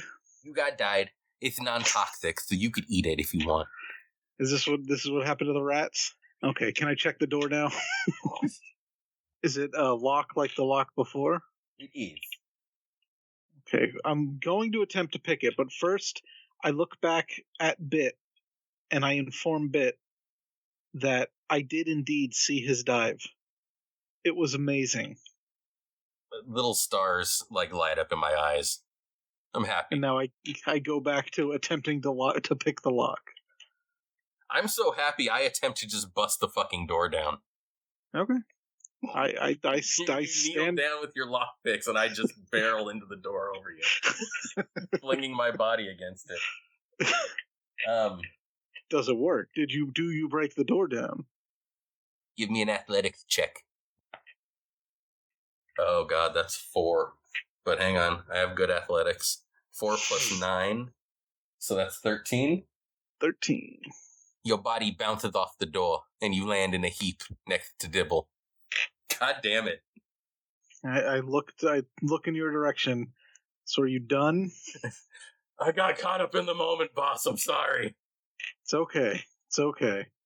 All right, back to picking the lock. 14.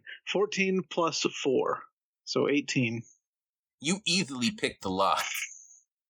Very easily.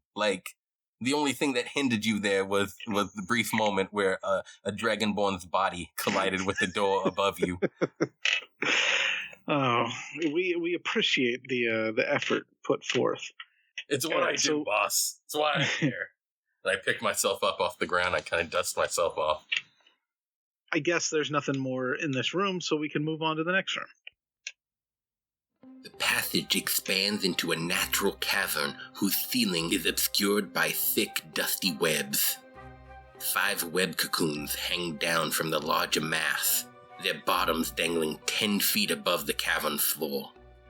2 cocoons, one larger and one smaller, have a suspiciously humanoid shape to them. Well, clearly there's a spider in this room, right? I mean, I didn't get that from the description. All right, I want to take a closer look at the floor. I want to look for traps. Make a perception check. That would be a 10 plus 2, so 12. You look down at the ground, and you don't necessarily see anything of note. Okay, I want to carefully start walking forward, but I want to keep my eyes on the cocoons up on the top of the ceiling. Okay, and I'm going to try to make a perception check as well, see if I notice anything.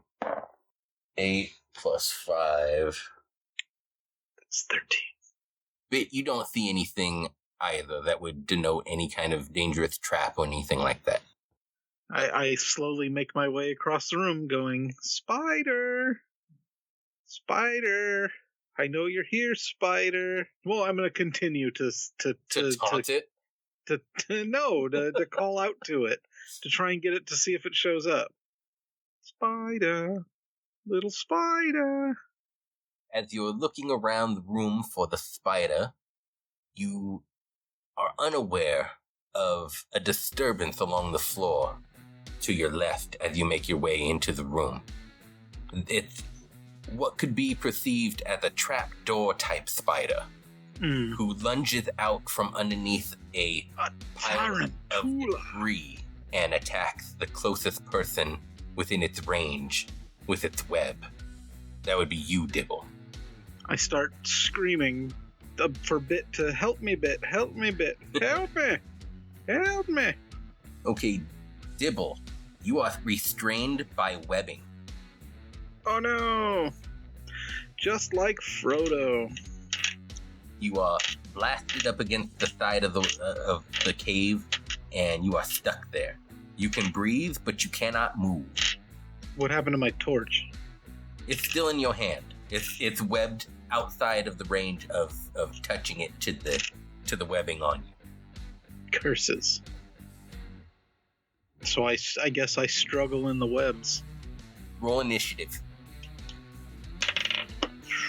5. I got 5 too. Plus 4, okay. Oh, okay, hang on. 5 plus 4, I have plus 3. So. Okay, so 9 and an 8. Okay, the spider turns toward Bitt now that Dibble is pressed against the side of the cave, and he tries to bite you with his mandibles. And he misses.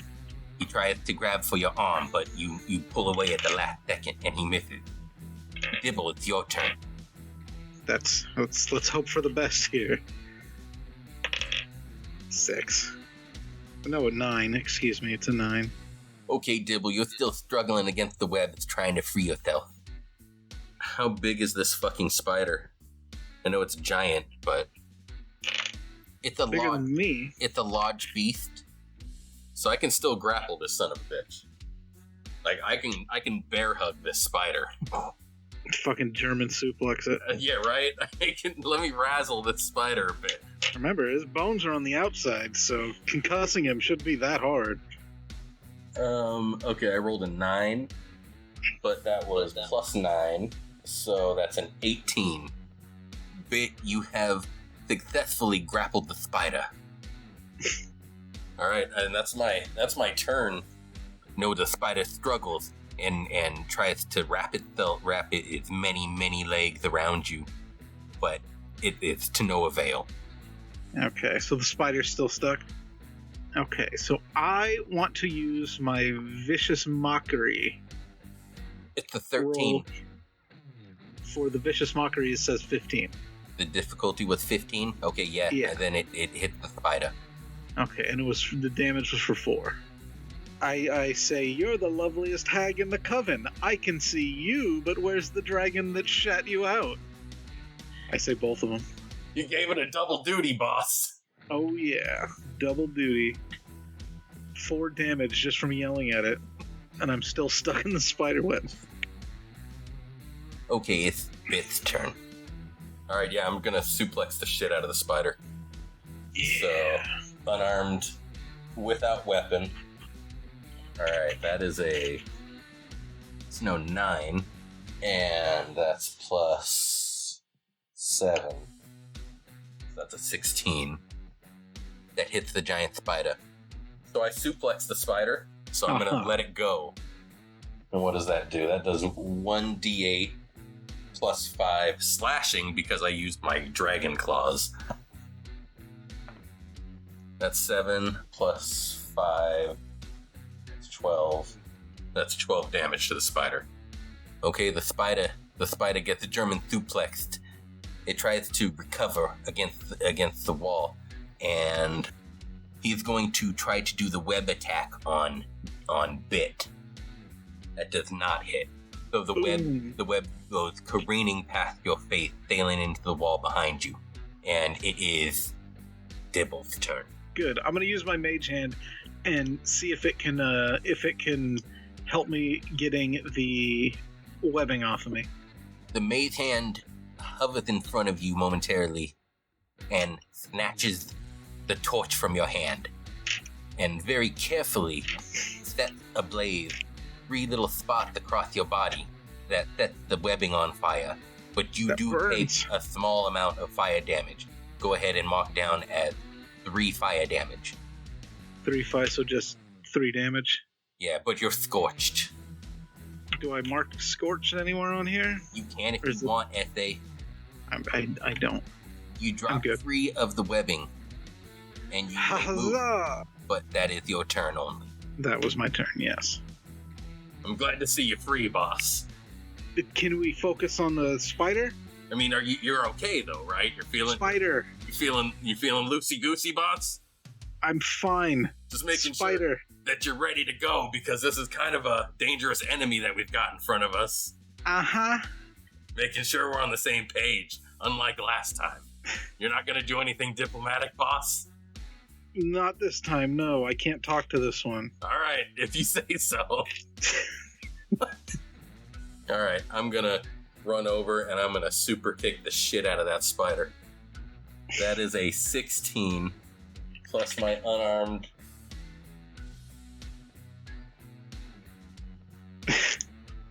You kick it. You kick it right with the maw. And its mother? 1d8 plus 5 slashing. 4 plus 5 is 9? Mm-hmm. Okay, Bitt. Brace yourself here. You go charging across the cavern towards the spider. You feel the entire facial structure give way. Your leg gets implanted into the spider's face and torso region, its thorax, up to your thigh. Wait, your foot went through his head? Is that what I heard? You destroyed the spider's cranium and lodged your foot deep inside of its thorax. So is it dead? I would imagine it's dead, sir. Can you help me get this off of my leg, please? I guide my mage hand to go help pull that off of your leg. Just trying to shove a spider's corpse off of my leg. That's. I'm really glad I put my dick away. That would have been an awkward situation. With Jackay's giant glowing fingernails. If you would like, you can cut down the cocoons that hang above you and check them for loot. I send my mage hand to cut those down, to slap them until they fall to the ground. But I stand clear. You find the corpses of 3 giant rats, dyed green. From the look of it, either the rat that you encountered earlier that became devoured by the spider. They probably should have listened to the song on a pan flute. Then maybe they would have been ready to go up against that spider.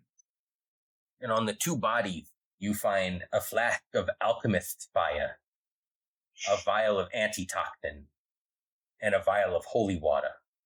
Do you want any of this, Bitt? I don't need any of that. I think I got it. I got everything, boss.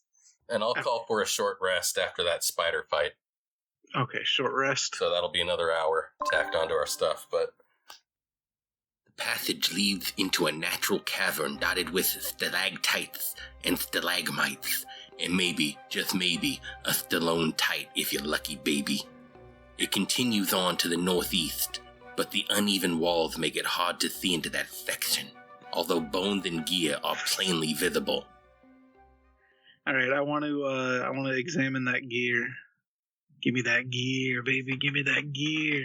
That gear is in the next section, so you're saying you would like to advance towards the next little stomach.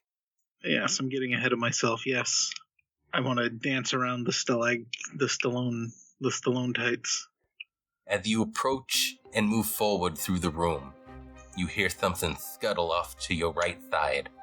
A strange-looking goblin emerges from behind a stalagmite and brandishes a gnarled piece of bleached wood at you. I'd like to introduce a special guest to you both. It's my good friend, Mark Wahlberg. Hello, Mark. Welcome. Hello, Louise. I'm really happy to be here to play Goblin. That's not his name. He's got a name. You're not playing a guy named Goblin. Just stick to the script, okay? You got it, Louise. So, So here I am. I'm behind a stalagmite, and I jump out, and I go, I'm a wicked, powerful wizard. My wand here annihilates all those who make me uptight. So go away and stuff. Leave Gorkoh alone. Oh, my name is Gorkoh. This is why I said you needed to read the script prior to this, Mark. Okay, no, point taken, Louise, point taken. I'll read it next time. Leave Gorkoh alone, and I swear on my mother not to annihilate yous. Gorkoh isn't the kind of guy who throws around offensive words and commits numerous hate crimes anymore. And I thrust my wand several times in your direction again. Gorkoh. Hi, Gorkoh. Hello, So, you guys. It's a pleasure. It's a pleasure to meet you. Just don't get me uptight. What's up, Gorkoh? You want to be pals? Listen, Gorkoh, I know life is tough for a goblin, but we mean you no harm. We just want to pass through here without any trouble. Make a persuasion check. And my persuasion +9. Are you really going to be a friend of Gorkoh? So I rolled a 19, so I assume I am. Yes. A metagame. Yes, Gorkoh, we would love to be your friend, your pal. You promise to forgive Gorkoh of all past transgressions? Well, that depends on your past transgressions. I mean, just a little bit of assault and hate crime stuff. Against? Minorities, mostly. Which minorities? Because you're a goblin, so you kind of are a minority, right? It's neither here nor there, man. It's just forgiveness is divine. You either give it or you don't. I mean, yes, I will give you your forgiveness. Oh, okay. Then Gorkoh's with you. All right. So, hey, Gorkoh. Yeah, best friend. All this gear. What's the deal with this? Oh man, you don't want to go over there. Why not? There's this creepy crawly that's over there, man. Is it a spider? No, it's different from a spider. What is it? It's one of them, like, many-legged, creepy crawly things. I don't want to say anything offensive. Is it a spider? It's not a spider, but it's something that's creepy crawly with many legs. I don't want to use offensive terms or names. I turned a bit. I think he's talking about a spider. Gorkoh knows something that could help you. What do you know, Gorkoh? Why don't you just tell me what you know instead of blurting out that you know something without extrapolating on what you're talking about? I know something that could help defeat whatever that is over there.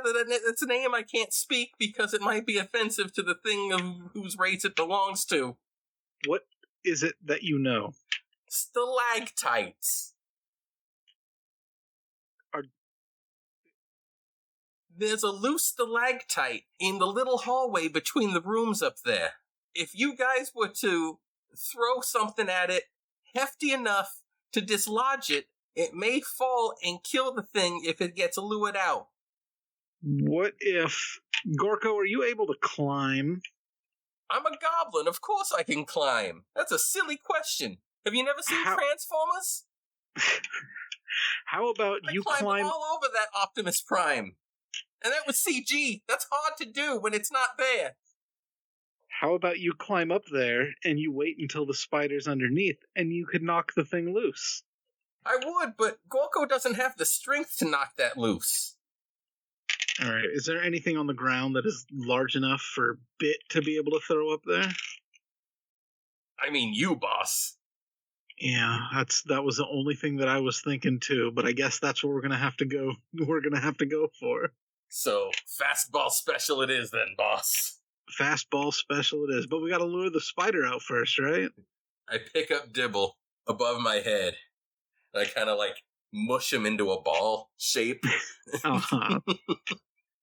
I wanna cast a mage hand and make it crawl around like it's a lady spider that's beckoning the other spider to come over and, make sweet love to it.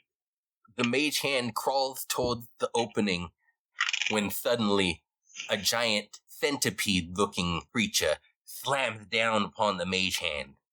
Oh shit, that was a big centipede-looking creature, not a spider. Yeah, I guess it wasn't a spider. Yeah, it's not gonna Gorkoh, try you told us it was a spider. I didn't say. I insinuated. It's different legally. legally distinct.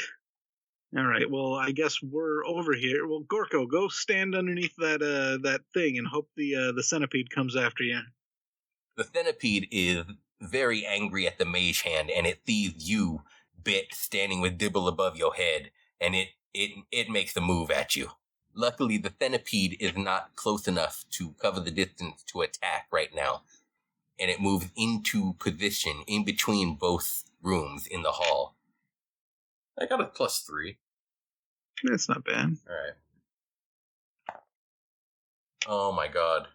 Did you roll another 1? No, but I'm at 9. Do I have that inspiration still? Yeah, you never used it. Okay, that's a 5. Hey. So Yeah, it's I spread out like a starfish to make sure that I hit it. Dibble, do you have a weapon on hand to hit it with? I will use. Where's my? I will use my rapier. Okay, make an attack against the stalactite. That's a nat 20. Oh my god, you dislodge it and it goes careening down onto the giant centipede, and it lodges right in its neck region and pins it to the ground, and it shrieks in pain. But Dibble, you also now fall directly on top of the damn thing. Am I riding it now? Make a dexterity saving throw. 2. Wait, dex +4, so 6. You take 3 points of bludgeoning damage as you collapse to the giant centipede below, hitting its hard carapace. That's not bad. And bruising yourself. is the giant centipede still alive? Yes, it's still alive. It's wriggling around, but it's still trapped in the stalactite. Can we give this kill to Gorkoh? Make it part of the group? I think that's a good idea. Hey, Gorkoh, come here. Yeah, guys, what? I see everything went according to plan there.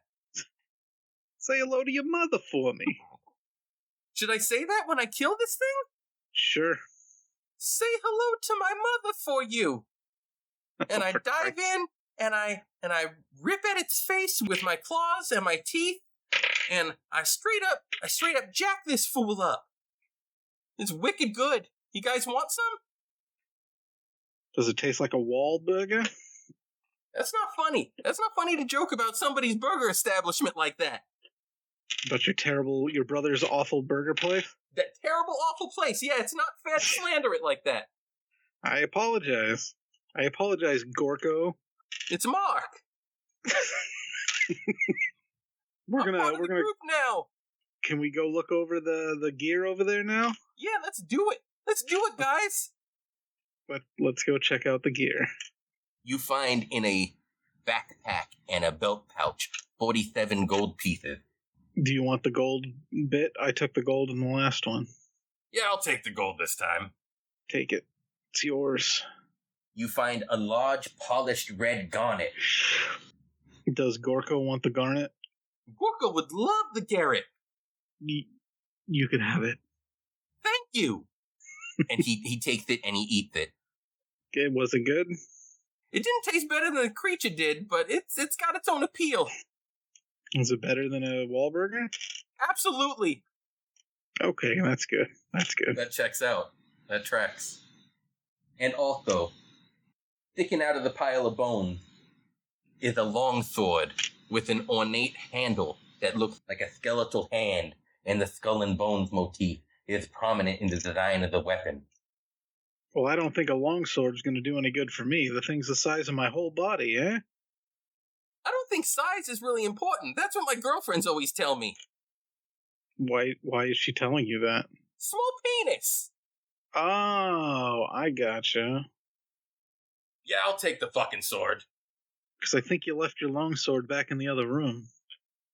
No, he had it on him, but I'll exchange it. I'll take the sword from the pile of bones, and he places his sword in the pile of bones as a replacement for the next adventuring party to come through. And you can also see a large statue. The statue is of a large creature that looks very alien to you. You've never seen anything like this before. Ooh, you're in awe over there. It has in its giant midst a large gavel of some sort, and it looks to be removable from the hand. Gorkoh, why don't you go grab that gavel? I'm on it, boss. And he jumps up and he grabs it. He's a very agile little goblin. He's not too strong though, so he pulls it free and he just plummets straight down to the ground. He's okay though. You dust him off a little bit. He's okay. No injuries at all? I mean, he's a goblin. So he's too stupid to get injured? He's got like a bone through his eyebrow. I don't know if he even knows it's there, so... It's just, he just happened like he killed something and that bone just stabbed through his eyebrow? Yeah, this is probably like something that's really just, it's grown with him. He probably thinks it's part of his body, but it's a foreign object that just not accepted. I mean, he's got a broken ear and 2 top knots. He's a bit of an asshole. Is that how we denote assholery in Faerun? Is 2 top knots? 2 top knots. Two top knots means you're a bit of an asshole. Have him eat an apple and give him 2 top knots. That's how you know the character's an asshole. The more top knots you have, the bigger the asshole you are. I'm right here, you guys. Yeah, but you're too stupid to get what we're talking about. You're right about that. Oh, Mark. I'm going to go over to where he fell, and I'm going to examine the gavel. You see the gavel, and you heft it in your hand, and it feels right. It feels right when you grip the shaft. Ooh, I like this. Roll to experience ejaculation. Is that a D20? That's a 6. Let him tell you the number first. Okay, so you have a brand new gavel. You are an authoritative figure. I will pass judgment on you. This gavel, while it is not particularly sized to somebody of your stature, Dibble, you are able to wield it with some extreme center of gravity, and it does a 1d10 damage with every mighty swing, but you must use both hands. Okay, I can handle that. I think it looks boss on you. I wouldn't know. I don't have a mirror. Trust Gorkoh. It looks boss on you. I trust you, Gorkoh. I want to raise the hammer into the sky like fucking Link from The Legend of Zelda. And as I do it, I want Gorkoh to hold my pan flute up to my lips so that I can whistle out a tune. Like an I Just Found It tune. Yeah, let me dig through your trousers for a little bit and try to find that pan flute you're talking about. It's in my backpack. I got your pan flute. Oh, thank you. Okay, hold it up to your lips. Your pursed lips. With 2 hands gripping the hammer, I raise it high into the sky above my head, and I blow into the pan flute. Do do do do do do do do do, just like The Legend of Zelda. Just like He-Man. Just like Prince Arthur. I don't know if that accomplishes anything, but I'm going to give you an inspiration token. Hey. Wow, this inspiration. I think I want to write a song. Do I have to keep holding the pan flute? Yes. Thank God. I love this. I love being part of something. Okay, so while Gorko's holding my pan flute, I attach I set the hammer down. I put my hammer away, and I write a song. What's the name of the song? I gotta say right now, I'm not happy with the relationship you're developing with Gorkoh. I'm gonna throw that out there right now. The song is entitled My Pal Gorkoh. Fuck. Gotta add that into the notes here. Hold on. Oh my God. I'm so honored. Thank you so much. I feel it. I feel it. Feel it. And this song is written on the lute because he was holding my pan flute, so I had to do it on the lute. So you're making him hold the pan flute while you write a song on the lute. Yes. And he's holding it to your lips still, I imagine, right? Yeah, just in case. Like that's more for like I'm using it like a pitch pipe so that I can, you check my pitch. Okay, well I just finished writing my Pal Gorkoh, so we're my kickstand Gorkoh. my lute or my pan flute holder. Like out of all the instruments too, a fucking pan flute. Okay, and is that all of the shimmering shit that was all about that we were looking through? I would imagine so. Like I would want to get away from this grossness, this gross this giant dead centipede. Yeah, it's a dead centipede, and whatever relationship is budding between you and Gorkoh, I want to move away from it. Okay, so I take my pan flute back from Gorkoh and put it into my backpack. Aw. It's mine. For now, you are the pan flute bitch. You're the pan flute bitch. Oh my god, I have a tattoo that says that. It's his new title. Gorkoh the pan flute bitch. Okay, so we're gonna leave through that the little urethra to the north. You move your smelly fucking bodies into the enormous circular chamber, and you're amazed at the high ceiling. You're like, God damn, that's high. A huge granite block is suspended near the ceiling in the center of the room, and it's been carved into the rough shape of what looks to be a giant foot. Runes scribed in the north and south walls of the chamber create the outline image of a bare footprint. Not enough foot imagery for you? Fine. Scattered about the room are hundreds and hundreds of rotting severed feet from countless types of humanoids. All the feet are bare. Despite the horrid wounds upon the severed feet, you see no blood anywhere. Oh God. So many toes. Do you have an aversion to toes there, Louise? No, just that anything in great abundance like that, it terrifies me.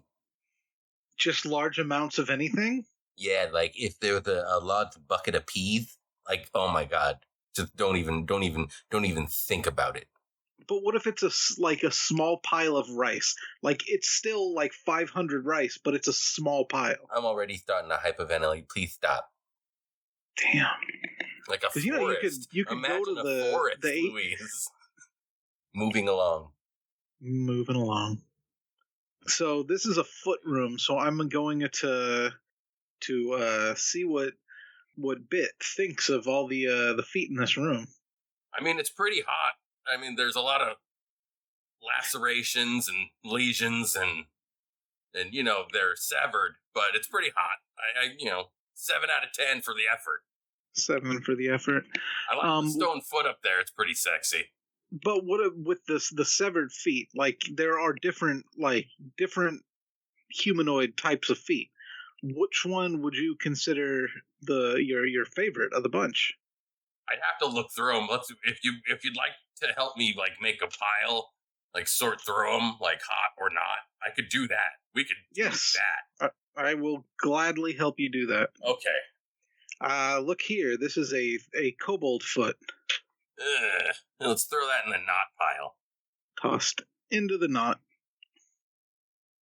Here's a human foot. Is it a lady foot? I can't tell, but it looks to be a size 23. This might be Shaquille O'Neal's foot. Taste it. It'll let you know. I taste it. Do I need to roll for something when I taste it to make sure I'm not poisoned? 14 plus 3. So you're fine. You don't get dysentery 17. Or you don't get foot fungus, foot to mouth disease. You don't get any of that. Okay, good. Here's an orc foot. This is definitely a female orc foot. As you move to grab the orc foot, you see that it twitches its toes at you. I quickly pull my hand away before I can touch it, and I decide to tickle it. Deedle deedle deedle dee. You tickle it barehanded. I do. Roll initiative. You need to stop touching things. You always want to touch. 11. 11 plus 4, so what is that, 15? It sounds like it. And I got 9 plus 3. Is it possible that I can, before because I know we are fighting, we just got that, but is it possible that I can whip my lute out and play the dance of the toad people and see if maybe that calms the feet down? Since the song itself doesn't have any qualities of charm or persuasion, you would have to make a very difficult persuasion check.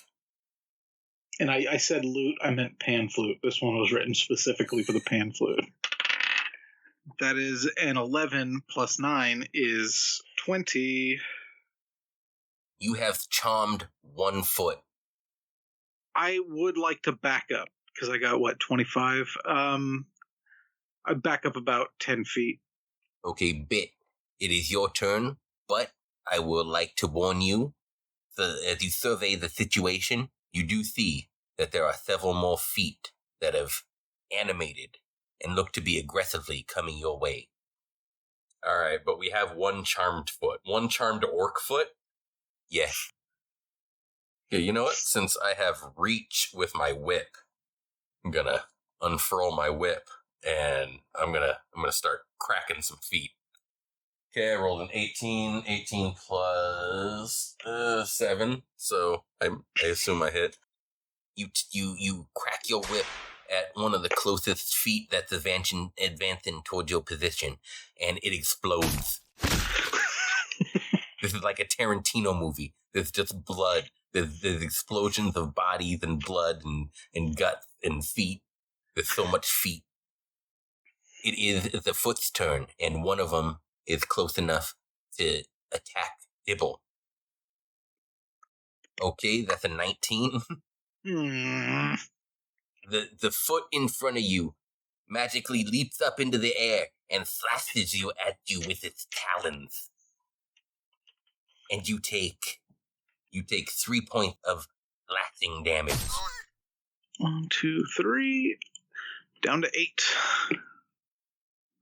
As you move to make your move, Dibble, you notice that the big giant foot statue is starting to move. And before you can say anything, it comes crashing down on one of you at random. Do I have to roll to see who it lands on? I have a Pokemon coin that I keep around for just this. Which one is it? Who's on it? The Lugia? Okay, I have my Venusaur one somewhere. And it's one of the nice metal sounding ones. Yeah, the shiny looking ones. Yeah. Call it. Heads. It is heads. Woo! Does that mean I get hit? That's true. I would like to take as many hits from feet as possible. Yeah. This is not how I expected this encounter to go. I don't want you willingly taking shots from feet. That's 100% how you expected it to go. Can I have Gorkoh, like, after I take the hit, of course, can I have Gorkoh run up there and like, cut it down so I can keep the goddamn foot statue? That would look awesome in the Shrickhouse Express. Yeah, you should. After we're done here, we'll see if Gorko's willing. Okay, so the big foot comes down and it targets Bit right in his dragon face. So you need to make a dexterity saving throw. 10 plus my dex saving throws plus 3. 10 plus 3. That would be 13. You barely make it out of there with your faith intact. It whiffs by you. So I don't get to eat a giant stone toe right now. I gotta say that's disappointing to me a bit. I mean, as it goes by, you can lick it, I guess. I do. I lick it. I lick it as it goes by. I like matrix out of the way, and as it swings by me, I'm like, eh. Well, I mean, you are a Dragonborn. I would assume that your tongue is like a lizard tongue. Why we gotta be fighting? Look, isn't this a lot better? Eh. Slurp. The stone foot does not understand you. I mean, it's made of stone. I'm not quite sure what you expected. Dibble, it is your turn. It's all off the table. I wanna just fucking crash it with my hammer. 19. That absolutely hits. And the D10 for damage, right? Correct. 8. That too explodes just like a watermelon underneath Gallagher's hammer. That's all I can imagine is a bunch of animated feet hopping across the floor and just pounding giant hammers on them. And you licking the stone ones. Yeah, I whipped one of them. I exploded one of them with my whip. I exploded a foot. That's the end of my turn. Would you like to move anywhere? I will take a few steps forward towards the foot pile. You see, with your passive perception, you notice that there are exactly 3 more animated feet coming your direction. 3, and they're just hopping towards me? Yes. How close together are they? There's 2 clustered together that are closer towards you, and 1 separate that's closer towards Bitt. Okay, can I move again? No, your move is done. My movement's already done. It's Bitt's turn. Okay, then I will let Bitt to it. So, like, throwing you at this problem isn't going to work like it helped with the stalactite, so I am going to charge at the single foot, and I'm gonna elbow drop it. I'm gonna give it the old savage elbow drop. I rolled a 3. You miss completely.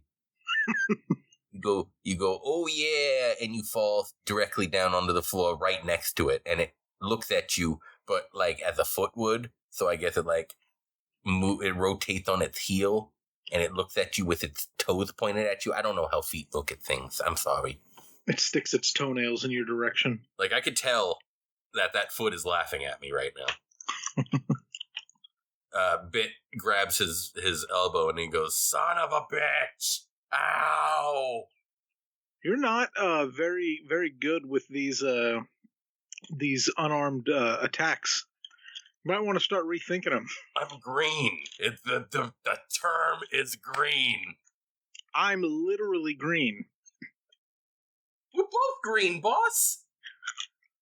We are indeed, Gorkoh. No. Are you not contributing to this fight, Gorkoh? I'm just back here. You guys look like you're handling it okay. Thanks, Gorkoh. It is the foot's turn. It attacks Bitt, and it hits Bitt for 2 points of damage. All right. And then the 2 feet advance upon Dibble's location, and they flank you. You're getting a good flanking. It gets you. It's 2 points of damage from each of them. So 4. I'm down to 4 hit points. But I do have some potions. I do have a healing potion. You're looking a little green over there, boss. That's from the die from that trap back in a couple rooms back. Oh, so you're good? You don't need health or anything? I mean, I do need health, but that's not why I'm looking green. I may be a bard, but I don't speak in metaphors. Now it is the Bigfoot's turn. So I would like you gentlemen to please call the coin flip in the air. Okay, you can call it this time, because I did last time. I'm going to say tails. Okay, so, Dibble, are you prepared to taste a stone foot of justice in your mouth? You can roll a dexterity save. I'll roll that dex save. Oh, fuck you. What's my... Okay, it's all +4. So that would be a 6. I rolled a 6. You take 3 bludgeoning damage right to your face as you get kicked by the giant foot and go careening across the room, landing in a heap on a mound of feet. Hitting the feet didn't cause any damage, right? No. Okay, good. Not this session, sister. Why? Why did you call me sister? That's my affectation. That's the way I talk. I call people baby. I call people sister. I call people poppy. I call microphones churros. It's just what I do. I mean, I guess I'm okay with that. Doesn't matter. I'm in my 40s. You're not. You're older than 40s. I've seen your face, Louise. To be fair, though, he has looked like he's in his 50s since he was probably 15 years old. I'm looking it up right now. Fuck you. Alexa, Louise. how old is Luis Guzman? Luis Guzman is 66 years old. 66. By the way, you can thank the driver of your most recent delivery, and we'll share your appreciation with them. Bitch! Just say, thanks the driver. No! 66 years young, gentlemen. 66 years young. How old? 66. And how old was Wednesday? Wednesday's day. Wednesday's day is in her teens. She's in her teens, so you had Wednesday's day when you were in your 40s. And hog tits when I was in my 50s. Okay. Alright. I can appreciate that. Who's Hog Tits? That fucking little boy that's walking around my house, eating all my fucking food, drinking all my goddamn pizza-flavored sodas. You know, your pizza-flavored sodas... like a Jones Cola, pizza flavored. Yeah, exactly. I love those things. I love the turkey and I love the mashed potatoes and gravy. Oh my god, I'm starting to salivate from my cock right now. Is pre-cum? Is that what it's called? I mean, it's called seminal fluid if you want to get technical about it. I always called it cock saliva. Okay, Dibble, it is your turn now, and you are more than welcome to pop a potion. I wish to pop a potion. A healing potion, of course. That would be a 1, a 4, so 5 plus 2, so 7. Yes, you regain 7 hit points.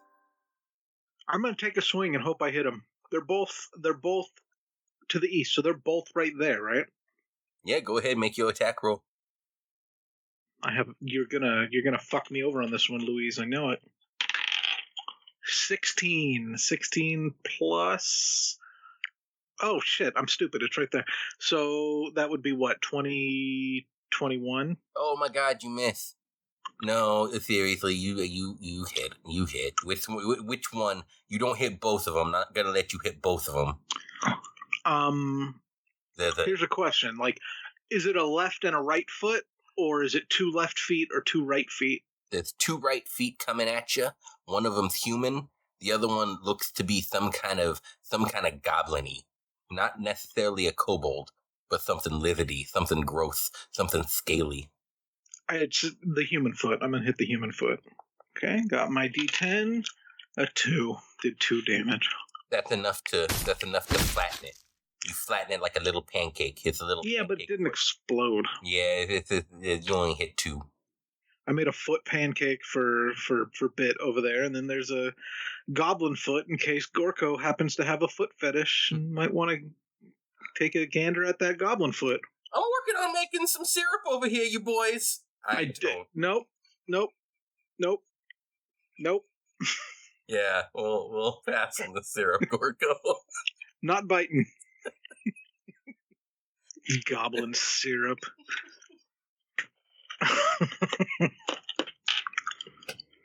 That foot is flattened like a pancake, and it is no longer what we would call a living or alive foot anymore.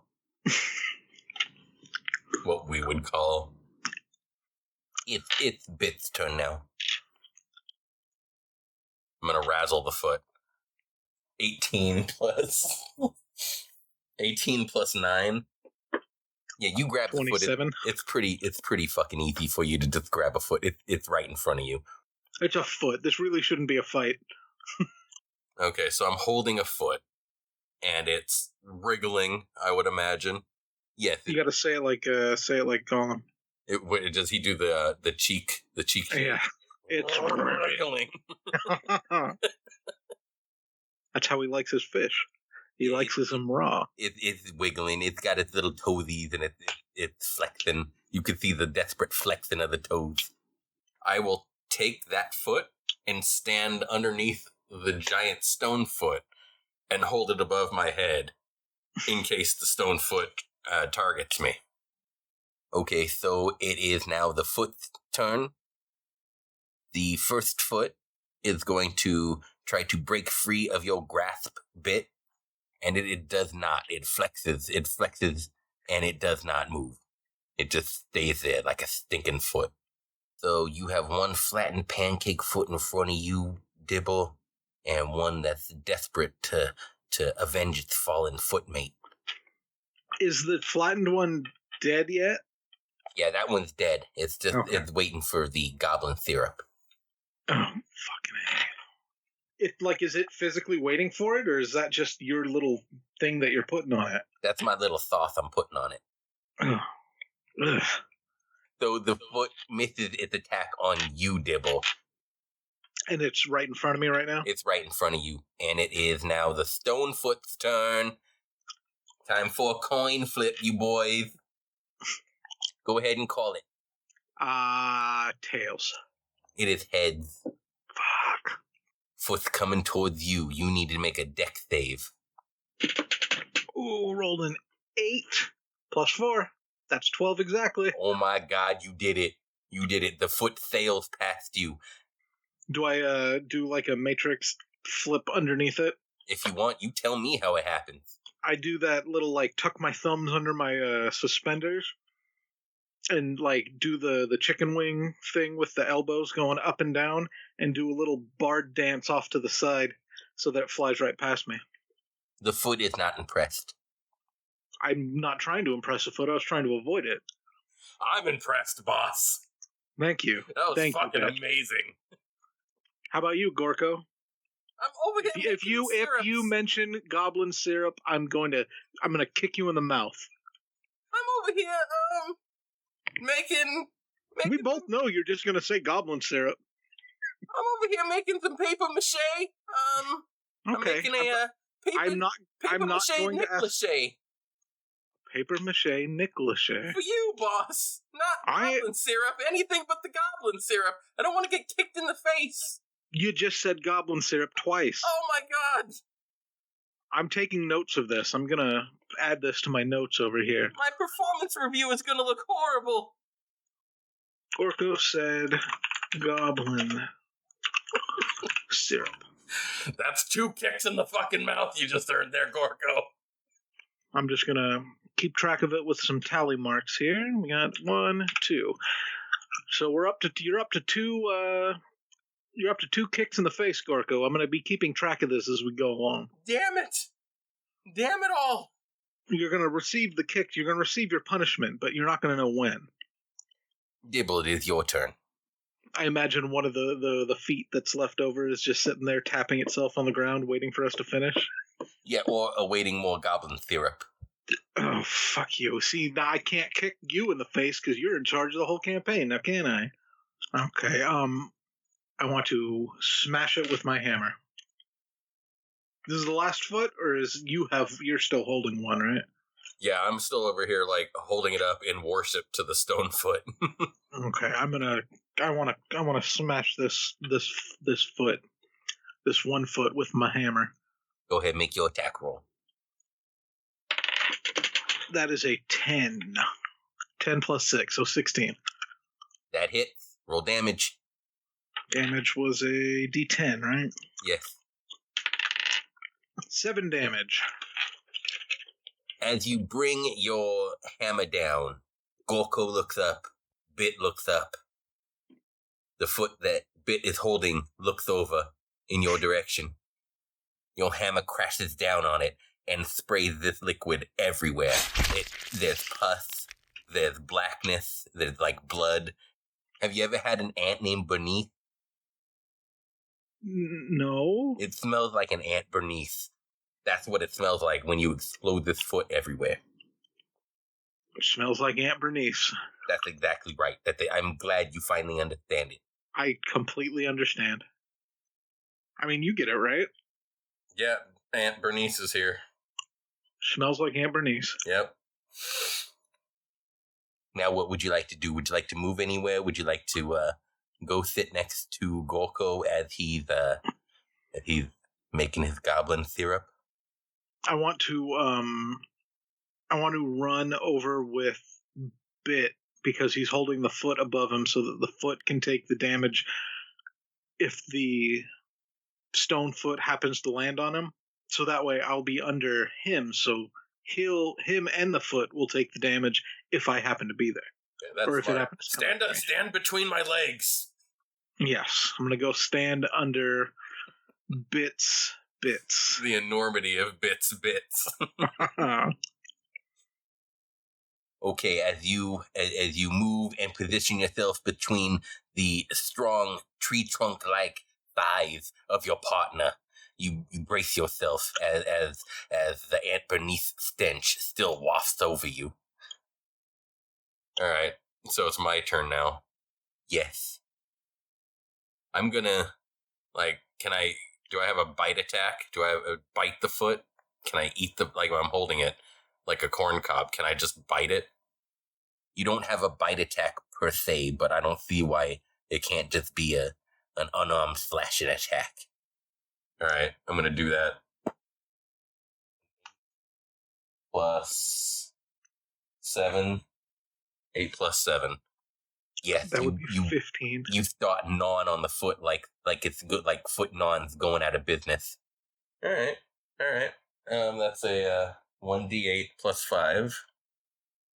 It's a 2 plus 5. As you bite into the foot, it acts as if it's a gusher, like a gusher fruit snack. Okay, so you eat that foot and you destroy that foot with your teeth.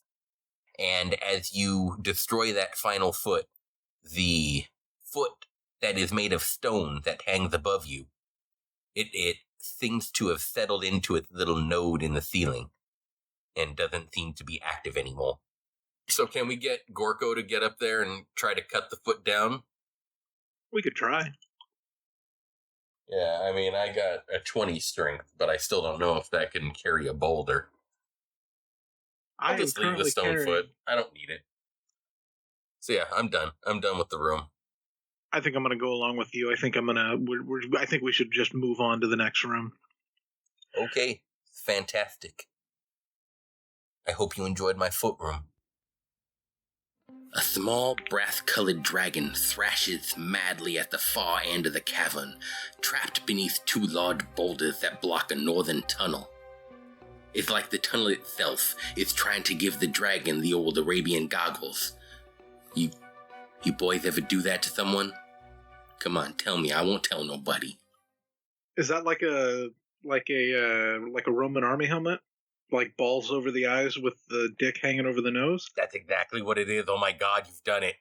Yeah. Oh yeah. We didn't call it that though. What did you guys call it?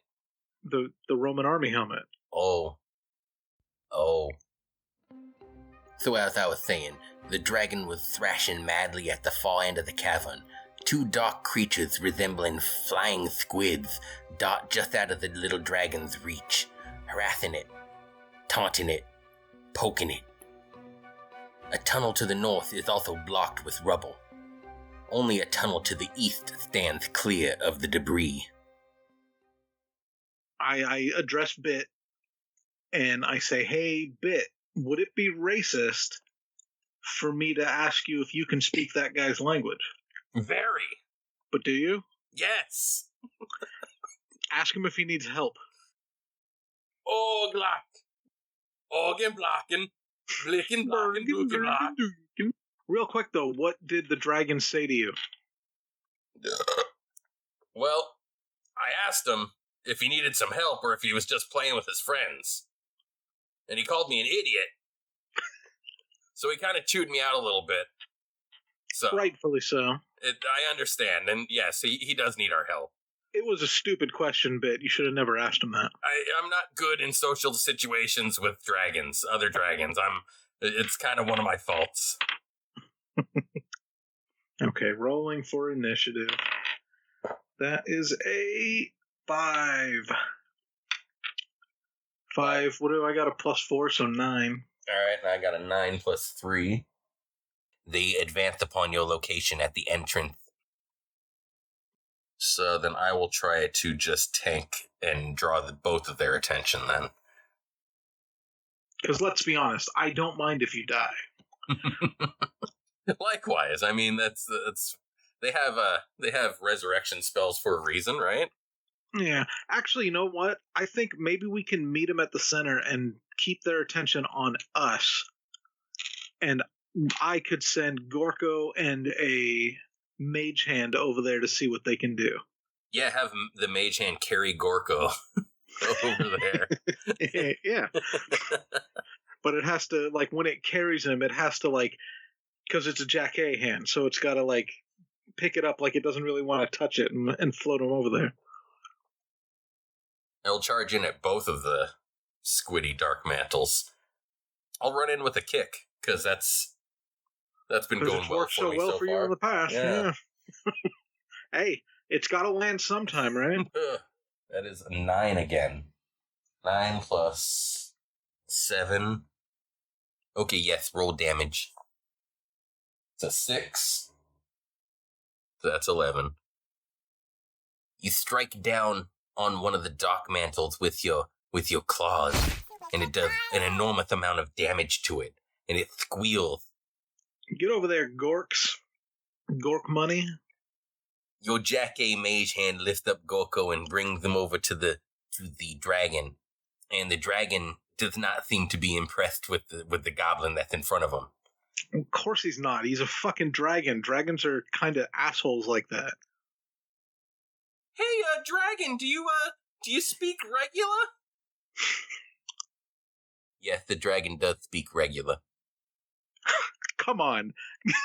You gotta really rub that racism in my face, don't you? It's just one of those things that you should try first and foremost. Not assume something about somebody just because they look different than you, boss. Nobody's perfect. He's a work in progress.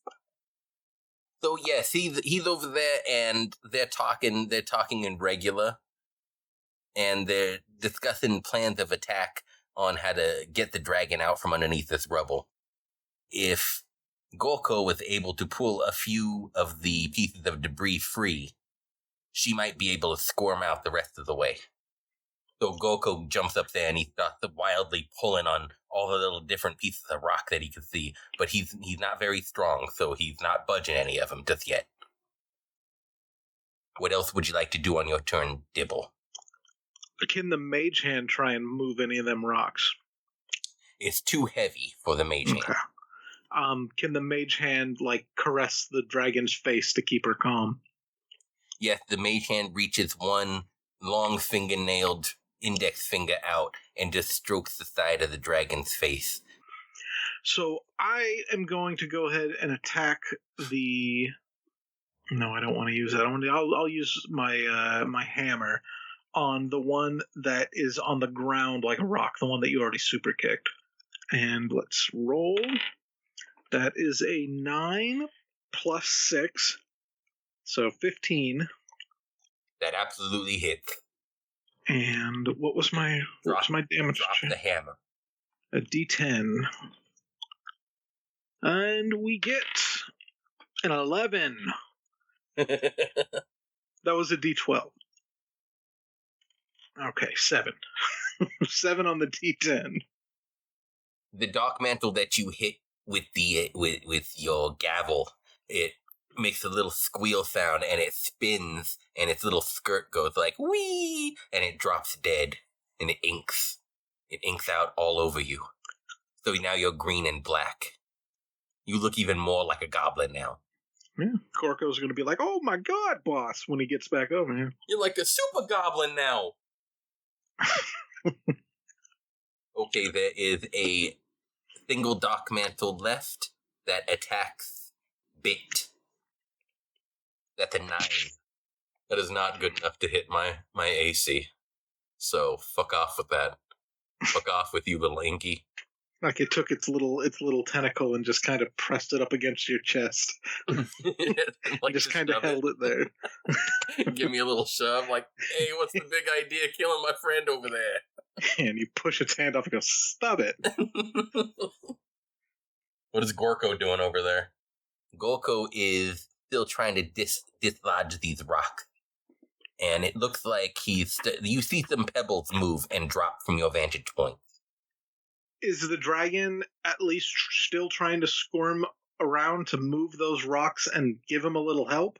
Or is it just standing there letting things happen around it and not taking action on its own? It's kind of staring up at Gorkoh with amusement in its eyes and its eyebrows kind of cocked at it. So it's not really trying to squirm, but it's being supportive. But I want to shout to the dragon, "Hey, can you help him out a little bit?" So now you see that I speak normal. Speak normal. Come on. Me assuming that a dragon speaks dragon isn't racist. You referring to the common tongue as speaking normal, that's racist. Gorkoh, you go ahead and keep trying to free the dragon. Yes, free me. We're going to... You are doing it so that you can feel better about yourself, okay?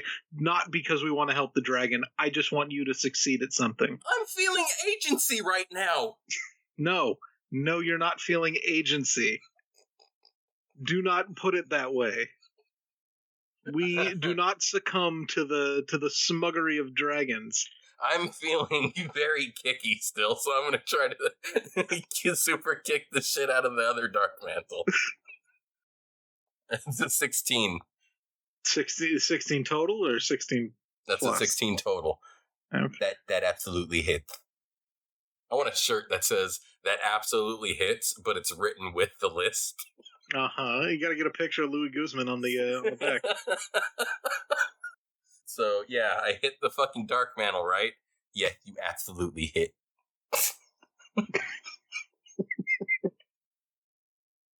Why's it gotta be so absolute?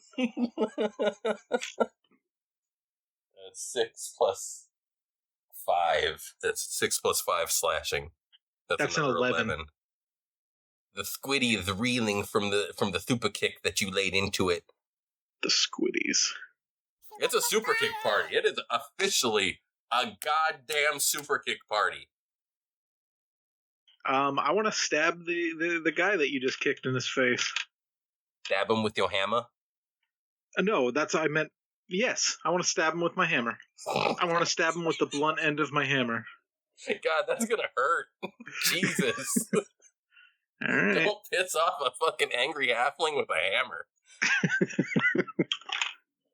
I'm not even pissed off at that either. I'm pissed off at the dragon. Right. Yes, because I'm not the victim over here. I'm thinking about you while I do this here stabbing. You just making eye contact, like just staring daggers. I rolled a 15 with a +6, so that's a 21. That absolutely hit. That's an 8. You stab the squiddy with your hammer, and as unnatural as that sounds, it actually works to your advantage because you don't get inked on again because you've punctured the ink bladder inside the dark mantle. It's squiddy inks inside of itself. Squiddy inks? It's squiddy inks inside of itself. You've defeated the dark mantle. What would you like to do? Gorkoh, I asked Gorkoh to stop and to come back over here. Is my mage hand still floating about? Yeah, it's fingering the boulders. It's stroking the dragon's face and fingering the boulders. The mage hand can continue to caress the dragon's face. That's fine. But I want Gorkoh to get back over here. You got it, boss. Sorry, dragon. It's quite all right. You always remember, you're the perfect someone to someone else. Thank you. That doesn't mean anything. Why are you thanking him? So much. I understand that truly deeply inside my soul. That's exactly what I needed to hear today. I run over and I punch the boulders to try to free the dragon. All right. You called them back to give me room to help free the dragon, right? I mean, if that's how you want to read the room, that's how you read in the room. I got this, boss. Gangway! 16 plus 7? 23. Oh yeah, you dislodge so many boulders. Boulders get dislodged in so many directions with your fiery punch. And the dragon is able to shake itself free and step out from the rubble. You're welcome, I guess. Yes, you over there with the face. I'm sorry, Dragon, do you have a name? I don't want to continue to just call you Dragon. Yes, my name's Dabshaba. Thank you for finally asking. It only took you hours. And I'm going to call you Shabby, just for brevity's sake, okay? Yeah, that's not too shabby. Could you do me a favor real quick, and could you thank my companion here for setting you free? Yes, indeed. The great Gorkoh, thank you so much. Gorkoh didn't set you free. Oh, he was the one that first stepped forward. That's a courageous fellow right there. Well, he did that on my command. And he didn't step forward at all, he was carried. You like to take a lot of credit for things, don't you? I'm trying to get you to thank Bitt. It's okay, we're dragons. We have an understanding. It's not necessary. I dap the dragon. Yeah, boss, it seems like you're the asshole in this situation. I glower at Gorkoh. I mean, we come into this room, and there's this poor, sad little dragon that is just being attacked by these two monsters. This poor, sad dragon that got completely jump scared by an earthquake and yes, and a cave-in. Yeah, that seems like something a dragon's always prepared for. Yeah, well, you're a dragon. I would assume that you should be, shouldn't you? No. I disagree. If we were to take a poll of 10 dragons, 9 out of 10 would tell me and you that you should have been prepared for that. Listen to me, boy. I'm looking at your asshole right now, and if you took 10 dragon polls, you wouldn't have survived it. I wasn't. That's fair. I mean, that's a good statement to take. I need this dragon to understand that he has no idea what my asshole is capable of. Maybe one day I'll see what your asshole's capable of. But not right now? All right, so you're going to dig your way out, right? If you would like to meet me after all this mess is over, I could provide you with a location of a place where we could rendezvous. As the dragon leaves, you see a little scrap of paper fall from the hole in which it escaped from. I go pick up the paper and look at it. What language is it? Looks more like a map. Okay. Well, I assume it's a map to where he wants to meet us once this is all done. So, I'm gonna hold on to this map. Okay, you end up harvesting valuable materials from the dark mantle that you have slain. 2 dark mantle hides. 2 dark mantle hides. When you're back in town, you can take these hides and get it crafted into a dark mantle cloak. Is there anything else for me to investigate in this chamber? You can clear the rubble to the other passages, but it doesn't seem like that's the way that you need to be going, because the book says you're supposed to be going this other way. Okay. Well, then we're gonna head off in that direction. Okay, I hope you pieces of dog shit are ready. When you enter this crumbling chamber, your eyes are first drawn to an altar against the far wall, above which hangs some kind of construct gearwork mechanism ending in a massive maul. The wall to the left of the altar has fallen inward and has spread rubble across the floor. On the floor near the altar is a golden device that looks like some kind of casing. The device is battered and fallen apart, revealing exposed gears and spokes, and with its exterior pieces and plating scattered across the floor. Splayed on the ground next to the device is the corpse of a dwarf. His manhood not being visible to you means it's only natural to begin to wonder. Finally, in the southwest corner of the room stands a muscular female human dressed in the same livery as the Waterdeep City Watch. Her eyes are closed, and she breathes deeply as though resting or experiencing menopause.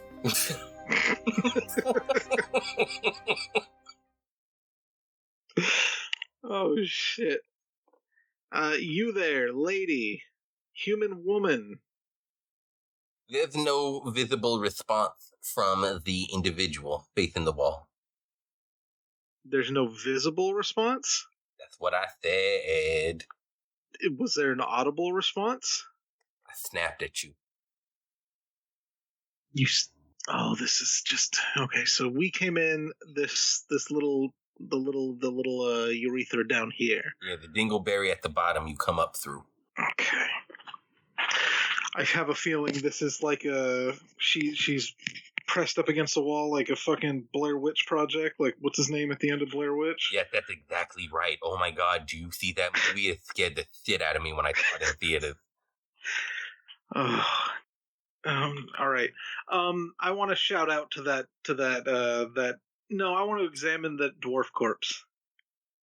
You see that the dwarf is dead and has been dead for some time. Let's take a closer look at that gearwork thing on the ground. Let me tell you this about that gearwork thing. It's very sexy looking. It's very gold. It looks very expensive. And it looks like if you were to take that back to Acquisitions Incorporated, that would be one of those things that would give you a leg up in the corporation. Okay. That's the acquisitions part of their incorporated business. Okay, so what if I lift it? Or what if I have Bitt lift it? He can lift it too. Okay, I mean, I can't make Bitt do anything, but I'm gonna try and lift it, and I'm gonna use my back. I'm not gonna use my legs. You pick it up with ease, with great ease. Oh my goodness! It is almost as tall as you are when you set it up on its actual erect position, but it's proper alignment. Yeah, it's still carryable. Excellent, good to know. Is there anything underneath it? There's parts that have been shredded off the side of it, like it's extra little side platings that you can that you can pick up and maybe put back into place. Okay, and those pieces are on the ground underneath it? Yes. I'm gonna gather those up real quick. Done. And I'm going to try and put them back on there in the proper spots. As you place one of the panels up against the side, you see that it starts to magically mend itself back together. Ooh, that's fancy. That is fancy. I'm jealous. Did I put all the pieces back on? Yeah, we'll say sure. Okay. So that's that. You see that there's definite parts missing still. Like they were not here, or they have been taken from this place when the item got destroyed. Okay. I look over to the lady in the corner and I say, "Hey, bitch, you got any more of these pieces?" Oh, wow. Yeah. And I go, "Yeah, bitch." Are there any rocks on the ground? There are rocks on the ground. There's rubble everywhere. I want to pick up a small rock and just kind of chuck it at her. It pings off of her shoulder, and she slowly turns and looks in your direction. You see, on the look on her face is that of somebody that's not all the way there. I'm going to freak out and kick her in the stomach. Kick her in the uterus. Oh my god. Does that even have an effect on somebody going through menopause? Yeah, exactly. That's why it's that's why you're targeting it? Yeah, I want to get the attention, but possibly not cause as much damage as it would cause otherwise. Okay, so a targeted strike on her uterus. That's what we're talking about here? That's what we're talking about here. Okay, yeah, give me an attack roll on that uterus. Hey, natural 20, baby! Oh my god, that uterus is destroyed. I've never seen a uterus implode upon itself. I mean, it was already destroyed, right? I mean, I don't know. I'm not a pussy doctor. So I can't say for sure, but... Or an obgyn. Yeah, she reels from the effect of that. She goes flying back into the corner that she turned around from. She does not fall. She just looks at you with that cloudy stare, and she steps forward at you again.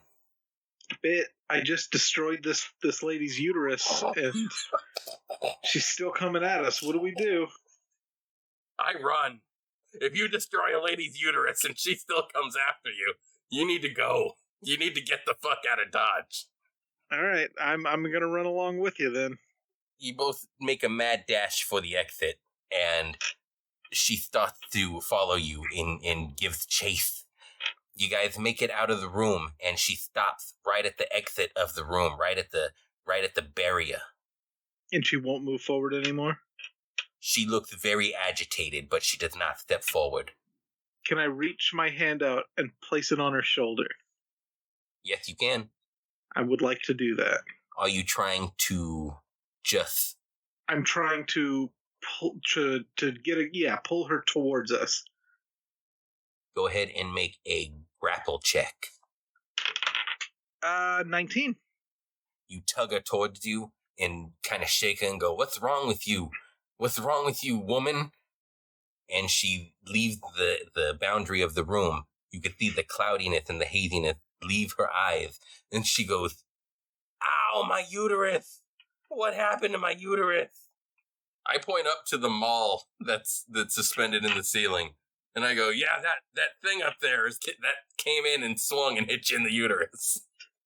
She looks at you both and she goes, What are you talking about?" And she looks over and sees the dwarf that's laying down on the ground. She was like, I came here to investigate what happened here to this whole area. There was a huge earthquake that brought everything down. And I think this dwarf over here was responsible for it. But I investigated the altar and I lost time.